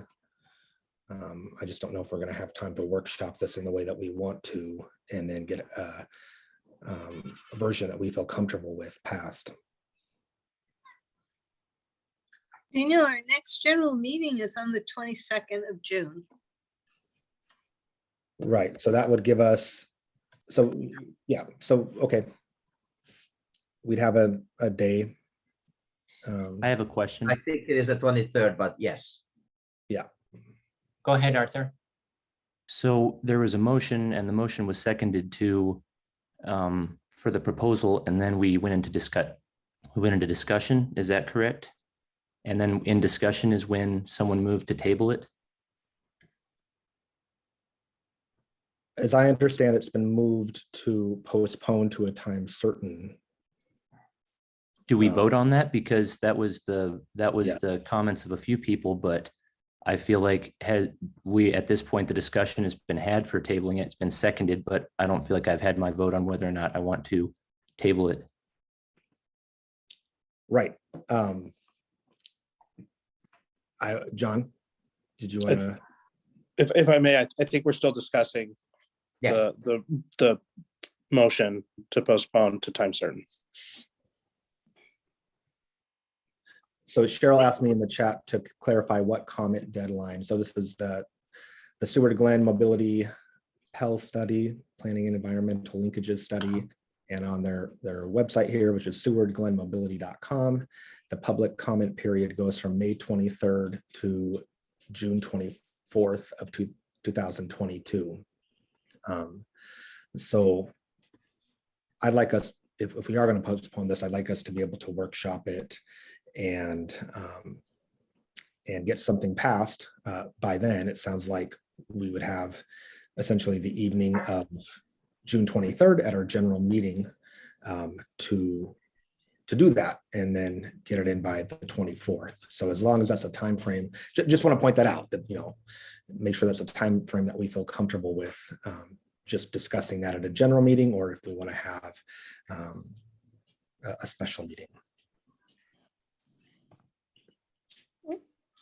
Mr. Chair, as Yes, yes. may I just state what I, as the secretary, what I think's out here? So there is a motion to move on the resolution that Daniel passed. There was a motion to amend the motion to postpone. If I said table and that was incorrect, then postpone until the next meeting, the vote on the resolution and asking to have the resolution changed to reflect not the specifics of a cut and cover, but some other options for what might be available for that project.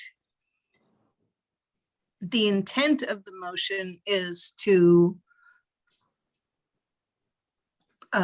maybe make it more timely with respect to what, you know, what's available options architecturally and monetarily, but the intent is to then bring back the motion, the resolution, a motion for the resolution before it would, you know, whatever the time frame is. So are you asking for a resolution to come up again at the June 23rd meeting? Is that the intent? Yes, with And- some language change. And if we do get a modified resolution by June 23rd, that will meet the timeline for comment period, which ends on June 24th, Daniel? Yes, as long as we, as long as we take it up and get it done on June 23rd. So do you find this a friendly motion? I will say that I do. So should we vote on this motion to postpone this till June 23rd? Yeah, before we vote, some additional comment. I think I would ask the chair to assign an ad hoc committee to work this resolution. And I'd hope that Ruth Ann and Sheila and Tomash and the folks that commented on it could participate, so that we're not wordsmithing a resolution in the general membership meeting in June.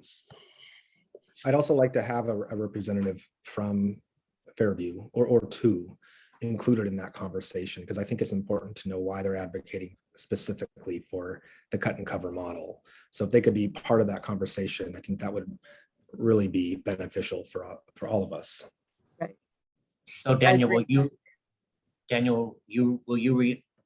lead the ad hoc committee to bring Yes. forth a modified resolution on June 24th? Yes. June 23rd? June 23rd, I will. Okay. And I All would, in- I would also add, I completely concur, and I think that the modified resolution should be posted on the South Addition Community Council way ahead, so that people know it's there and they have an opportunity to read it, because the intention is not to not pass the resolution. The intention is to, you know, just make it meatier, meat ear.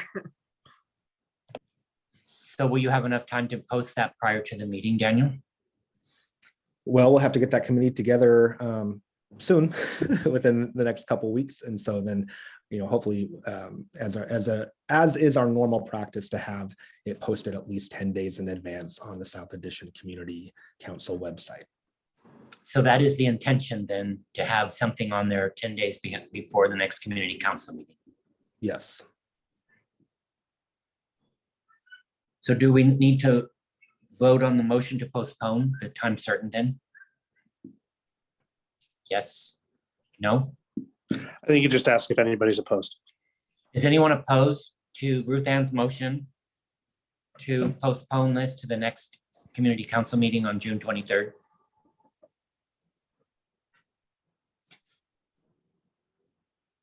Seeing none. John, Oh, there's a hand up, Robert Bundy. Sorry.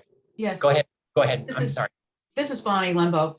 I'd just like to comment, I'm not a favor of postponing unless we have a really clear idea of why we're postponing and what information we expect to come out of this.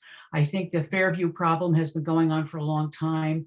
Their community council has been working on it for a long time, and I assume they have considered all of the alternatives to solve their problem and finally decided that the best one was the cut and cover.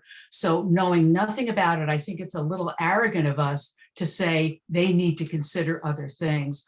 So I think I guess there's going to be a working committee.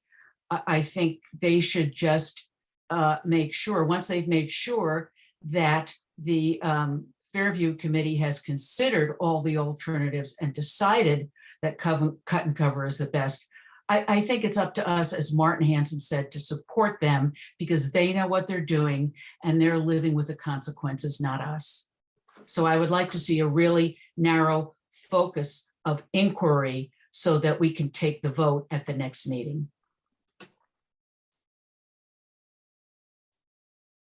Harry, can I ask you a question? So it seems to me that maybe we're not trying to dictate what the other community should do. We just didn't understand the alternatives that they've maybe faced. And maybe that would help people understand why the cut and cut it was the preferred option by the Fairview community. Yeah. Could you explain to us what maybe those other options had been considered? Oh, I mean, we've been working on this. Some of you may recall fondly the highway to highway from years and years ago. So this has been thoroughly considered from every angle. And this option really is the option that many progressive, communities that are looking, not progressive communities, but communities that are looking towards the future and trying to create a strong urban core have chosen. You can find this in Boston's notable, but that's a massive project. I think Cincinnati has a great version of this. There's others, but I do think that if folks want to hear more about this, I think that's another great use of the ad hoc committee.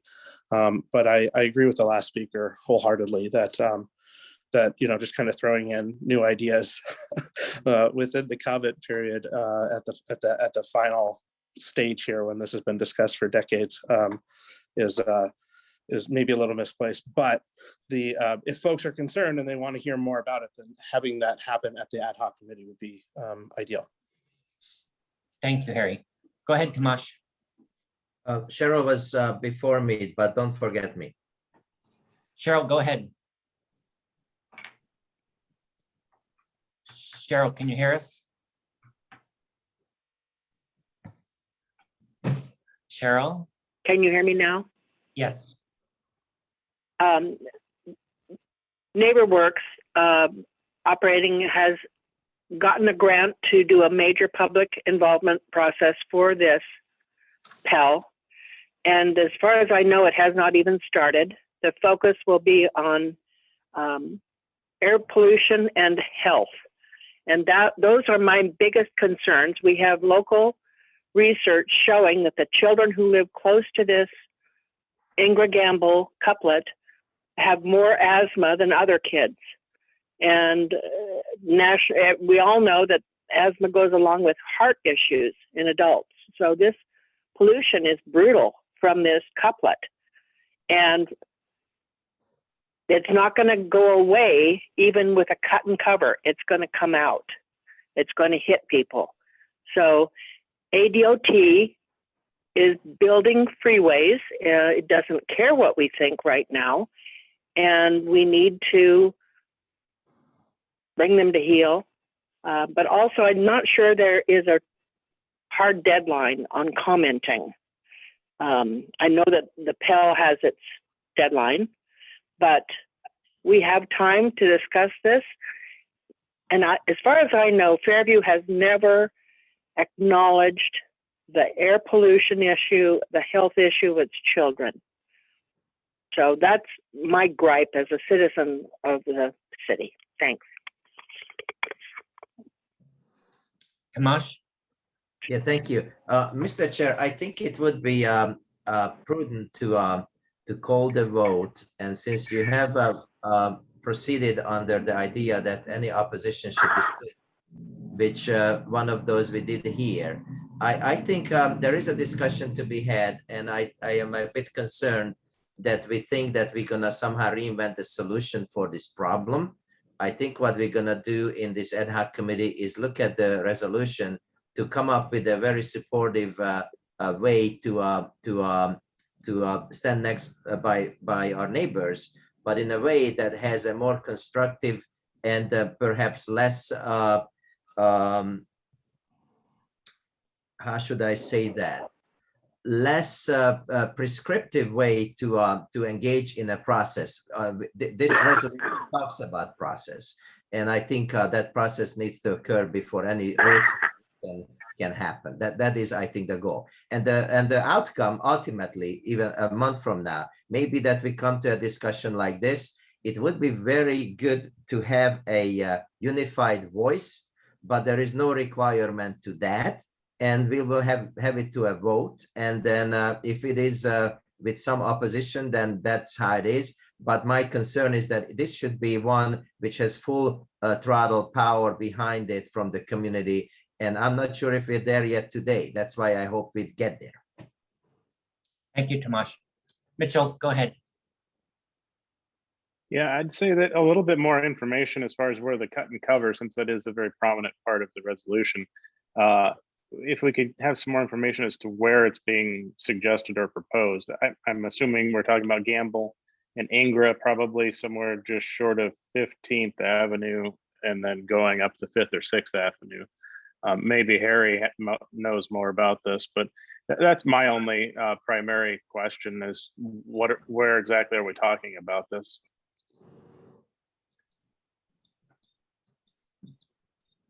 Harry, can you enlighten us on that? I think this is something that is bigger than this current motions discussion. I totally want to have that conversation, and I'm convinced you'll be as enthused about the future of this corridor as I am with this proposed resolution. But I think we should do that in the ad hoc committee. Or anyone else have any comments or questions? This is Cheryl. I put it in the chat, but this also affects Rogers Park. They are being faced with a freeway there also. And in 2022, this is just plain abuse.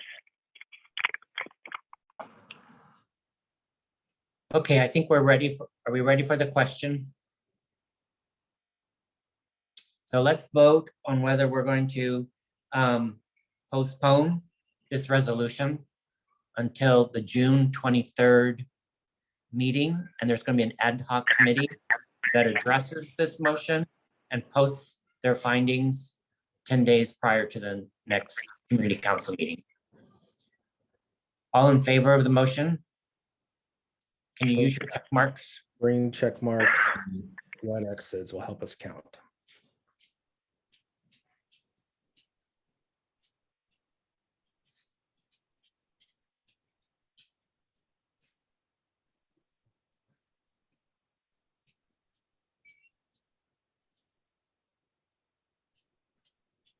Okay, so I'm seeing 18 green check marks and 5 red X's.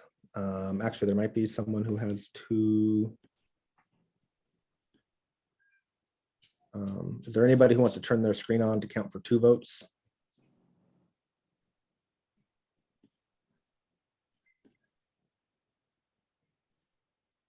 Okay, I think that we can go with, oh, there's Bonnie and Seth. Well, are you guys two yeses or 2 no's? 2 no's, they say no. Okay, so that'll be, I guess, 2 yeses. Who's 2 yeses? Who was that? Bonnie and Bob. Okay, so you guys are affirmative to postpone. So I'm going to say 22 to 6 is our final count. We will postpone, we'll form an ad hoc community. And then I will work with Fran and I guess Cheryl, who is kind of the leader of the transportation subcommittee, to try to get word out about the date of the committee. And then we'll try to make sure everybody's involved in the conversation, knows what's happening, and we'll post 10 days in advance the reworked resolution on the our website. But I'm going to work very hard to try to get Fairview's representation in that conversation, because I think it is important. I think they have done a lot of work, and they're very specific. And I think, you know, the best way we can support them is to go to advocate for what they've wanted. But that is subject to our council and how we go on that. But I guess we can move on, John. Okay, thanks, Daniel, for that work. Now on to new business. Mitch, you have a resolution. I do. Would you like me to read it? Please. South Addition Community Council Resolution number 22 to affirm values of South Addition. Whereas the Anchorage Daily News published a story on April 22nd, 2022 that reported divisions, hard feelings, regrettable statements within the South Addition community. And whereas South Addition wishes to be welcoming to all, to encourage cooperation and civic engagement among all our residents, to be respectful of diverse opinions, and to promote compassion and empathy within the community. And whereas we trust in civility and decorum during debate and communications from all members of South Addition. And whereas we support and encourage civic engagement in our neighborhood and participation in voting and elections. And whereas participation in voting and elections makes our government more representative and accountable. And whereas South Addition wishes to promote a cordial and safe environment for all to express themselves and to debate without threat of recrimination. And whereas healthy communities are communities that create empathy and where everyone can thrive and be inspired. Therefore, be it resolved that we, the residents of South Addition community, wish to affirm values of respect for everyone, freedom of expression without recrimination, to hold ourselves open to diverse opinions, and most importantly, to work positively together towards common goals. So I'm going to assume that probably the majority of the people here have read the ADN article that was referenced there, and I would encourage those that haven't to look it up. But it was, I thought that there was some very unfortunately negative comments. Is there a second to this resolution? Second. Okay, go ahead, Mitch. Yeah, and let me also mention too that Arthur is a co-sponsor of this resolution as well. I was going to speak to it and then let him have the opportunity to speak to it as well when I'm done. But yes, the article that was referenced in there, I was very disappointed in the very negative comments that were made towards some of my neighbors that had concerns with and obviously this arose from the ASD's advanced school design for Inlet View. Now, I believe that is a separate issue that needs to be discussed separately from the negative comments that were that were in that ADN article that was referenced there. So if we want to have discussions about where we go forward with the Inlet View School, given the fact that the bond failed, you know, I'm all for that, and I think that we should have those discussions. And I think pretty much everybody is supportive, including myself, of a new school and funding for a new school that does address concerns. But that needs to be a different topic of discussion, and I think that we should try to keep the discussion narrowed to what was in the resolution and what's referenced in the article. And I'll turn the floor over to Arthur. Go ahead, Arthur. So, hello, everyone. I live on M Street here and have for the last 5 years. I love this community with all my heart, and I know that most of the people here do as well. It's why we all choose to live here. The school is a central piece of our neighborhood, and it's where people take their dogs and children play, regardless of whether they get to go to Inlet View or whether they live in this fantastic neighborhood or not. So it's really a community space that does inspire passion. What I didn't like was that a small number of people were vilified, even though a large number of us raised concerns with the advanced state of the project. And I think that we all have the right to state our concerns and, as Mitch said, be free of recrimination. In fact, open dialogue should be encouraged. So that's why I decided to co-sponsor this with Mitch.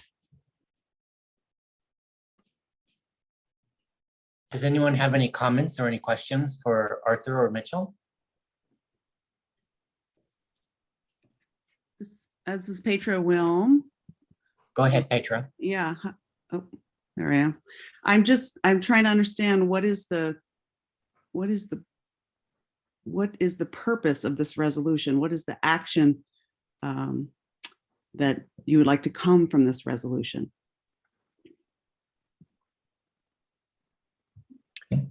Oh, I can speak to that, I guess.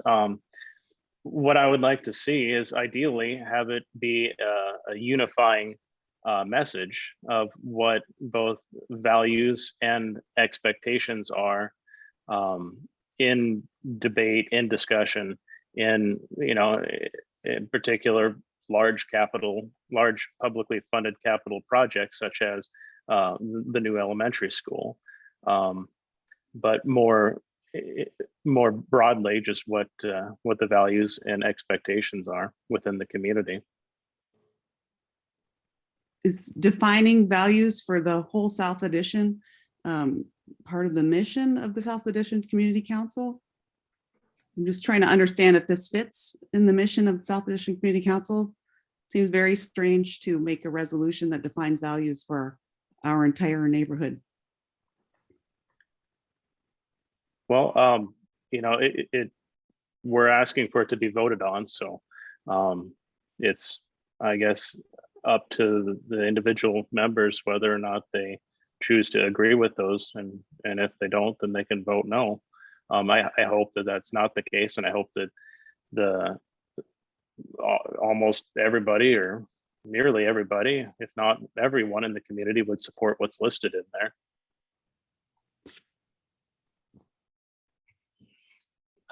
Robert Bundy, you have the floor. Robert, can you go ahead?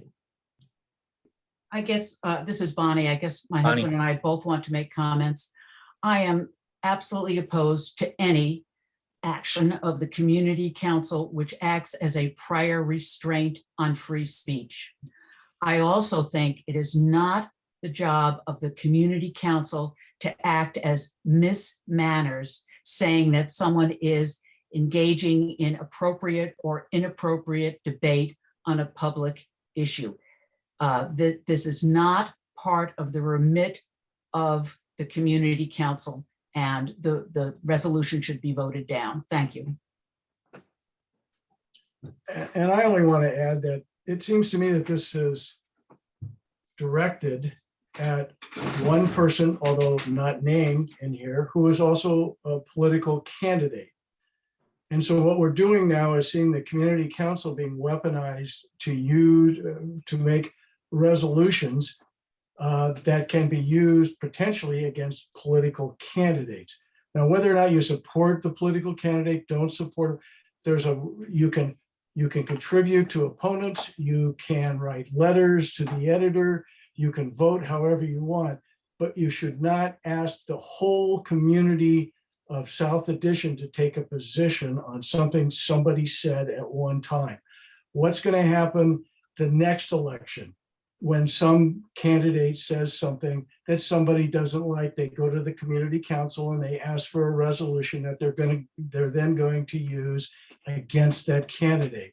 That seems to be exactly the opposite of what community councils are supposed to do, which is to deal with particularly specific local issues that deal with specific things that are happening, schools, roads, all of those other things that are specific. And I think that this kind of broad thing cast in language that sounds terrific ought not to be the part of a community council, which has a very specific mission. Thank you. Fran, you have the floor. I think Moira Smith has had her hand up before. Sorry, Moira, go ahead. Sorry. Thank you. I just wanted to echo sorry, I'm sitting across the room from my husband, what Bonnie said. And I read that article and I read the words that were used, and I understand that they probably came from a place of frustration. I'm an Inlet View parent, and I strongly support the school. What's done is done.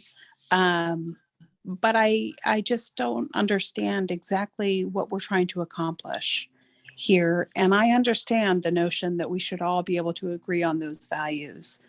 But fundamentally, Bob is correct. To the extent that someone wants to censure a public official for the way in which he or she conducts him or herself, the place to do that is at the polls. Thank you. Thank you, Moira. Fran, go ahead. Yeah, thanks. I disagree with everything that's been said so far. I don't think this is an SACC thing. I think this is a resolution that somebody has brought forward to try and actually to heal the community. I have seen what has happened in the community, and I feel like this is a good attempt to try and say, yes, we all want to see a good school. I don't think it's about the school, to be honest. I don't. I see it as a way to affirm our values of being good citizens, of listening to everyone, and of going forward. And I see it as a way to heal and to move forward. And I support this resolution. Thank you, Fran. Sammy Graham, go ahead.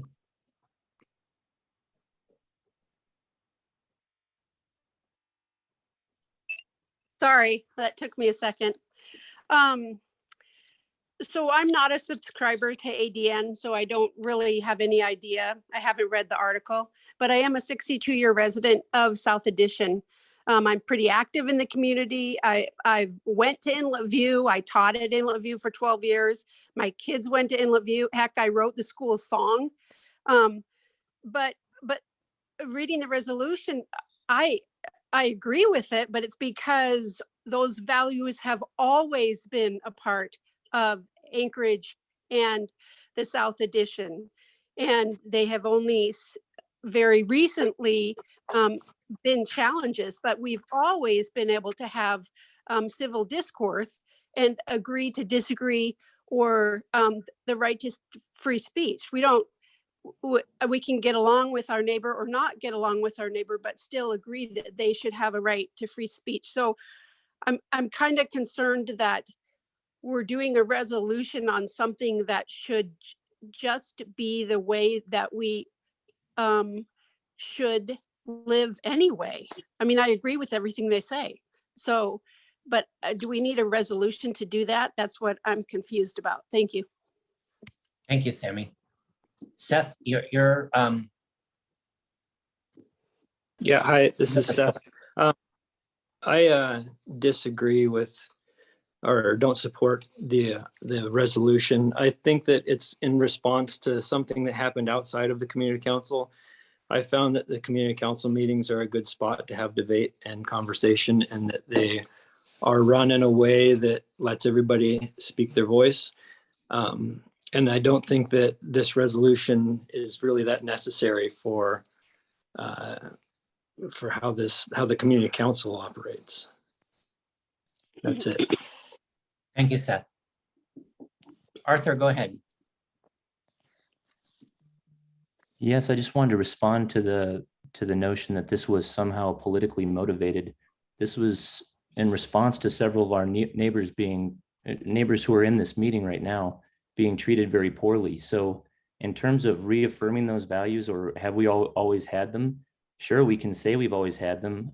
We can even vote on it tonight, but this was put forth very thoughtfully by Mitch, because he, as a third-party observer to this whole thing, and as a very caring resident, was trying to shed some light on some really inappropriate language and actions by some neighbors going on. And what better place to bring that up than a community council meeting? You can disagree with it, you can vote it down, but that was the purpose of it, was to put it out there and let everyone know that this kind of stuff should not, die in some kind of closet somewhere, that people should be considered to be the minority. The newspaper article calls out that there's just a small number of people with aesthetic challenges or differences, and that's just simply not true. And so this is kind of division going on in our council, in our community here. And I don't like it. And that's kind of why we need to reaffirm or think about the values, or what it is that we're thinking about as a community council when we go forward. Thank you, Arthur. Trish O'Gorman, please go ahead.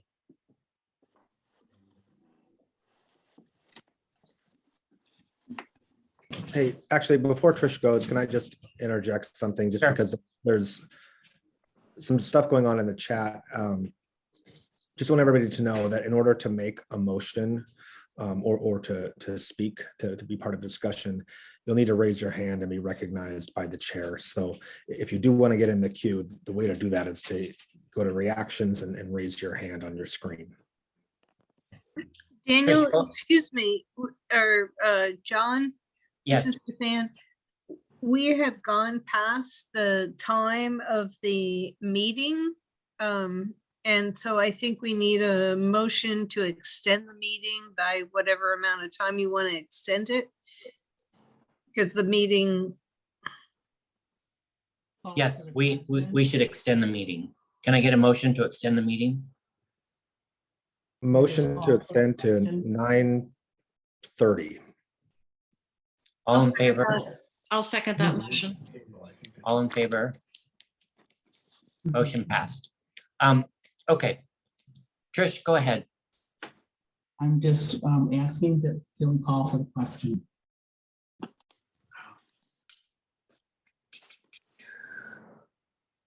I don't know if. We're in discussion right now, so I think we need to continue on discussion. You can call the question. Well, actually, Call a question. yeah, that's what Trish is doing. The resolution has been moved and seconded. So we I have to think vote on calling the question. Calling the question would end discussion, and we need to vote on whether or not we want to end discussion. So the motion right now is to call the question, and that will end debate if it passes. Yeah, Trish. So all in favor of calling the question, please do your check marks. Good for you. Seth says yes.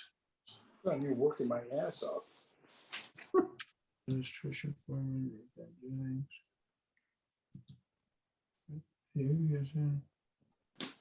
Should we vote yet? No. Because I want to table it. But people don't know. I think they're. Are we voting on calling the question to table? We're or voting calling on, the yeah, we're question voting on the ending floor? discussion, and we would take a vote on the motion then. That has been, we're taking a vote on the resolution then if we decide to end discussion. And right So now, Oh, okay. the count that I see is 18 green check marks. Oh, it's dropped down. I had it at 18. Everyone who wants to vote yes on calling the question, will you make sure you green check? I think we just need to restate what the question is being called on. Is the question on voting on the resolution, or is it calling the question on tabling it? On Zoom. There's no such. I don't believe anybody has made a formal motion to table that has been recognized by the chair. So if we call the question and end discussion, then we would immediately take a vote whether or not to pass the resolution. So we're voting on calling the question. We are voting on calling the question. Is a motion to table in order? Nope. Not yet, not right now. So I'm seeing 16 green check marks, 7 red X's. 17 green check. Okay, we're going with 17 to 7 as our final count there. Okay, so the motion to call the question is passed. So now we need to vote on the motion, on the motion. So everybody go ahead and clear their responses. The way to do that is to hit the check mark or the X again, make sure all the responses are cleared. And then what we would do is we're going to vote whether or not to pass the resolution as it currently stands. Daniel, your vote, And- yours Oh, isn't. I gotta clear myself. Yeah, and wouldn't this be time also if you wanted to move to table or postpone the motion that Bob was asking for? I don't No, believe so. No, we're Nope. voting on the resolution now. We've Correct. ended debate and we're now voting on the resolution. So if you vote yes, the resolution will pass. If you vote no, the resolution won't. I think you have the option to also move to amend the motion to postpone the motion. No? Okay. Yeah, Yes. Sammy, oh, did you say something? sorry. Okay. So- So go ahead, John. Voting now. We're voting whether to pass the resolution or not. So green check marks in the affirmative, a red X would be no.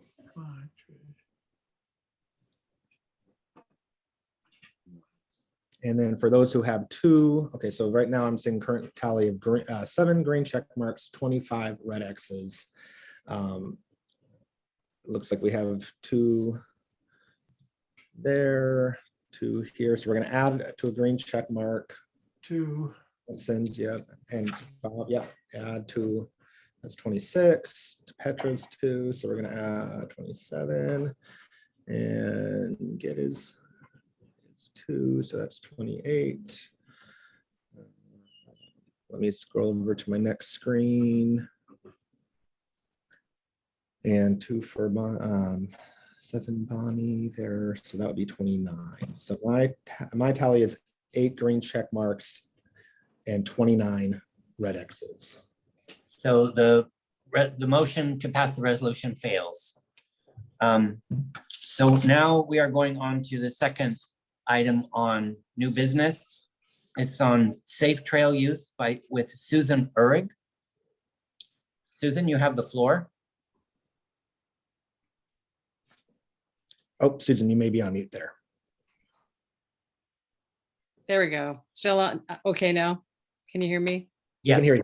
Yeah, great. Well, gee, I don't know. I'll be quick after that. I am here to report to you all failure. So this will be how you can close your meeting. I've been trying for years with a bunch of other people to try to get a little more safe use of operators on the trails. All of us, whether we are running, walking, biking, with our animals, with our elders, with our youngsters, kids. And we have failed at the moment. It's getting more and more dangerous out there. The fire department will acknowledge the near misses are as much a discouragement to use of trails as actually getting hit. I've talked to people I used to work with at the Attorney General's office in my old building who actually were in the emergency room in the past. Just in April at a public safety committee meeting with the police, where Cameron Perez Verdia was the chair, and you can go and find this. I just found it in the video. An officer reported there is no speed limit on the Anchorage trails. If you have let's call it an e-bike, and they're listed as motorized, non-motorized, it does say a motor of 750 watts, which a 170-pound person can't go more than 20 miles an hour on. So that's for electric. Otherwise, and if you don't weigh 170 pounds, maybe you can go faster. I've been very close, as many of us have been, I'm sure, to people who either don't know the rules, which is to stay right, wait to pass. And again, this could be walking, running with a stroller, or choose to disregard them. And the near misses are getting greater. If anyone needs to be persuaded about that, as an issue, we could talk about the increase in new users on the trail, which is great from everywhere. And also new users who are going to use the trail once. Those are visitors, any of our trails, and they won't be back again. And they've paid money to be out there, and have never again experienced the vehicle they're on, or that part of the trail. So what do? There's education, but too late this year. It's Memorial Day weekend. There's regulation, but too late in this political climate, I would say. There's enforcement of current regs, but it turns out what it seems like we have, and this would be a question for others, not me, is just one ordinance that generally talks about safe operation on the trail, sort of operating according to conditions, be reasonable, and control you're responsible for your children. Plus that ordinance of having a motor not bigger than 170-pound person, 20 miles an hour. So we were at Turnagain Community Council. It was suggested to come to some of the other community councils where there's heavy trail youth, and that's why we're here. If people want materials, it's a problem nationwide. There are different approaches taken nationwide. There are national organizations like People for Bikes, which is really the bike manufacturers if you're talking about bikes. There's Rails to Trails, an organization that has put out free little videos that could run, again, educationally for people to see about those basics of staying to the right, look to the left, wait for oncoming. But getting those out in the community has been a challenge. Police on the trails, yes, the SROs, the guys and gals who are in the high schools do come out in the summer. They appear to be way understaffed and under vehicled. You might know yourself how often you think you've encountered them or not. And as we understand it, they are not scheduled to work nights or weekends. And so not typically available to have a real presence. And again, if they don't have enforcement, I mean, there's no, like ticketing of anyone on the trail. I think the most consequential thing that I heard lately was the police officer saying that there may not be a speed limit. So if anyone, there's just a wealth of materials. As I've said, other states, other communities have had to address it, but like everything we're talking about tonight, it takes resources, input, and then community resolve. I mean, a lot of what we're hearing, it seems to me, is about people wanting to be out, enjoying their neighborhoods, and how to do it safely. Thank you, Susan. Are there any questions or comments for Susan? I have a question for our next Assembly member, Dan Boland. Go ahead. Dan, I agree with Sue that it's a problem and a growing problem, and e-bikes are going to be ubiquitous within a few years. And I had just wondered if the Assembly has the power to require that e-bike rental companies put a governor or program the bikes so they can't go faster than 15 miles per hour. I've heard from a lot of people, and what I hear is that, naturally the tourists who are renting these bikes are less familiar with the trails and present more of a danger potentially than some of the frequent users, and maybe just programming the bikes that people get downtown to go no more than 15 would at least deal with a large segment of the issue. So just one idea for future consideration. Thanks, Zach. Go ahead, Tomasz. I think let's give the room to Susan to respond, perhaps. Thank you. I can say a couple things about 15 miles an hour. I happened upon my former law school professor and dean who's written a book. It happens to be e-bikes, not just to focus on the e-bikes. That's for New York. 15 miles an hour is what he advises. And I was told by Julius Adolphson in Juneau DOT, there's one DOT employee who is responsible for cycling in the state. And he says in his experience in Europe, it's 15 miles an hour. You all know, and about the governors, yes, on bikes, yes, it can happen. But as I understand it, obviously you need legislation. Yeah. And if I can add, People for Bikes is here. The bike manufacturers are here. There was legislation in Juneau to get the categories of bike established in law. It makes it easier for sales that way. Category 1, 2, 3 bikes, depending on whether they go 20 or 28 miles an hour and whether they're pedal assisted or throttle. It didn't pass that I know of. Yeah, just real quickly in the 1 minute, 2 minutes we have. So hi Jim, hi Suzanne, good to see you. Quick question. What is the goal? Obviously you're in an education mission here right now, but what is the goal, or do you have one? I would have thought the goal would be some regulation. You need some ordinances for the police to be able to enforce them, and then a bit of a police presence. Less than that, can the community support ambassadors on the trails? There was Trail Watch in years past. At the moment, the trails seem to be as busy as downtown 4th and 5th Avenue used to be in times past. On a good weekend, summer day or evening. And there's just no sense of self-regulation. So where's the external regulation?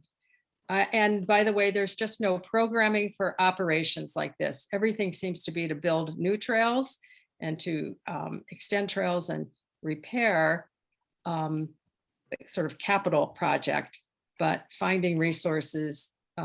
People for Bikes said they might put $5,000 or $10,000 into an effort. That's not, yeah. So the Cecilia had a good comment in the chat. I just wanted to point out. She said, our trails aren't just for bikes. The roller skiers are very fast and dangerous. Sure. And so I think, a lot of people moving at high speeds, not just the e-bikes, it's also the regular bikers sometimes whooping around. And yeah, I appreciate you bringing us this information, Susan. I know you emailed us quite a while ago about it. But somebody asked about a resolution. I mean, that's up to you. Yeah, I think that's something we should maybe look at as a community council. Right. I do want to point out it's 9:30. I would like to ask to extend the meeting for just another, let's say 10 minutes, because I know we do have some guests. I'm not the only one running for assembly, and we should probably get to our public testimony and allow some of our guests who have joined us to speak. So moved. Great. All in favor? Well, yeah. Okay. Just good to move on. Okay. And then, yeah, if anybody would like to provide public testimony, now's the time to raise your hand. Or I could volunteer people.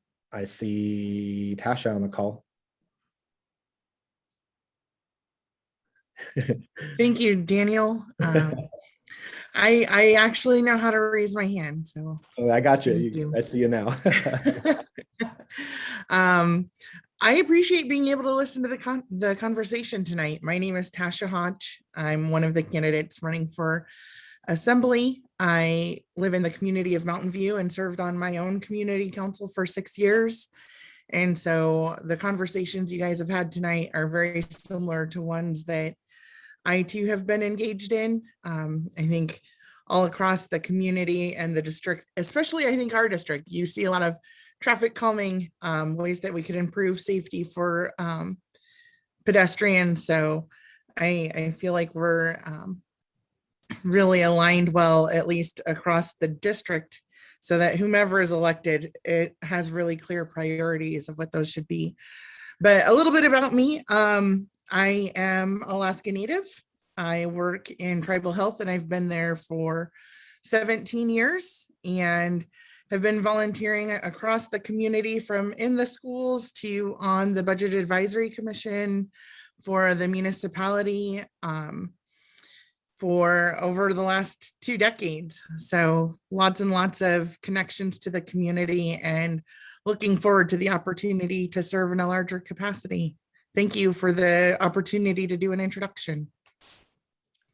Thank you, Tasha. Go ahead, Robin Phillips. Hi, good evening. Thank you. My name is Robin Phillips, and I'm also one of the candidates running for this new North Anchorage district. I just wanted to say thank you for giving us the opportunity to at least introduce ourselves. Listening to your meeting tonight was very educational. It's fun listening to the different areas and to see how some of the issues align and how some are very different too. So I appreciated that. A little bit about myself. I was actually born right here in this district when the old community hospital was here. And then are in this area. I went to school for a little bit in Spenard, and I have lived for the last 21 years in Government Hill and in Russian Jack. I have worked, played, and served all over this new North Anchorage district, and I feel like I would be a very good representative for you and for the rest of the district. I'm going to put my contact information in the chat. If you wish to learn more about me or to talk to me, please feel free to call, but I know time is limited. So with that, I will move on. Thank you. Thank you, Robin. Go ahead, Stephanie Taylor. Hi there. Hi. Thanks for having me. My name is Stephanie Taylor, and due to the reapportionment process, I am running in District 1. I ran in April against Forrest Dunbar unsuccessfully, and when this opportunity came up, I felt like it was just the next best step for me. I have lived in Anchorage for over 51 years. My dad was stationed at Elmendorf back when I was in grade school, and my dad retired shortly after we moved here. I graduated from Diamond, and then I went to college in Seattle at Seattle Pacific University. I am really running just because I want to be a public servant, not a political servant. I feel like we have a lot of strife and dysfunction on our assembly, and I would really like to see us make some headway in cooperation and actually accomplishing some things for the people of Anchorage. I have spent the last 30 years, we have 5 children, and we've homeschooled all 5 of our kids. Our oldest is 30, our youngest is 18, just graduated high school.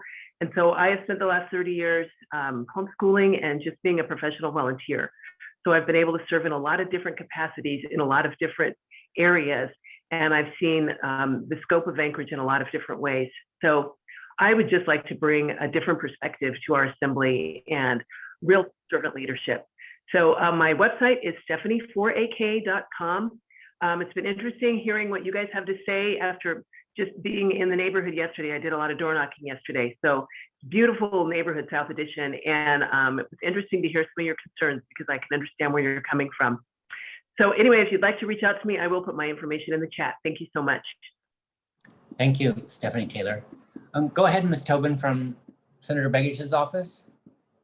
Hi, everyone. I am here to invite you all to a conversation with Senator Begich and Representative Fields and Assemblymember Constant and Assemblymember Dunbar regarding transportation in the downtown corridor. It will be on June 14th, starting at 3 p.m. in the Anchorage Legislative Information Office building. We are working on a way to make sure that folks who are unable to join us in person can join us virtually. So I will send that information to your community council and they can disseminate it as they wish to do so. But it is an open conversation just to really talk about all the different plans that are on the table, all the different stakeholders, and to have a really robust conversation with everyone in the room. And so that the Fairview community, the Mountain View community, the Government Hill community, the Airport Heights community, and the South Addition community, and the downtown community can all be in a space and share their knowledge and what they know is happening so that we have a more comprehensive idea of what next steps need to happen. So again, that's June 14th at 3 p.m. Thank you very much. Are there any other candidates that want to speak? You guys already know me, so I won't take up any time. I think So, we're. Does anyone else have any public comments? Seeing none, our meeting is over. Enjoy the rest of this evening. It's still very nice out. And we will see you next month. Thank you. Bye, Night, everyone.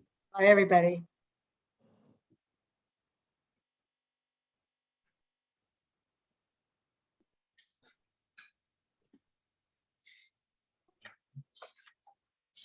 Okay, I'm gonna hit end. Yay. Let's see, guys.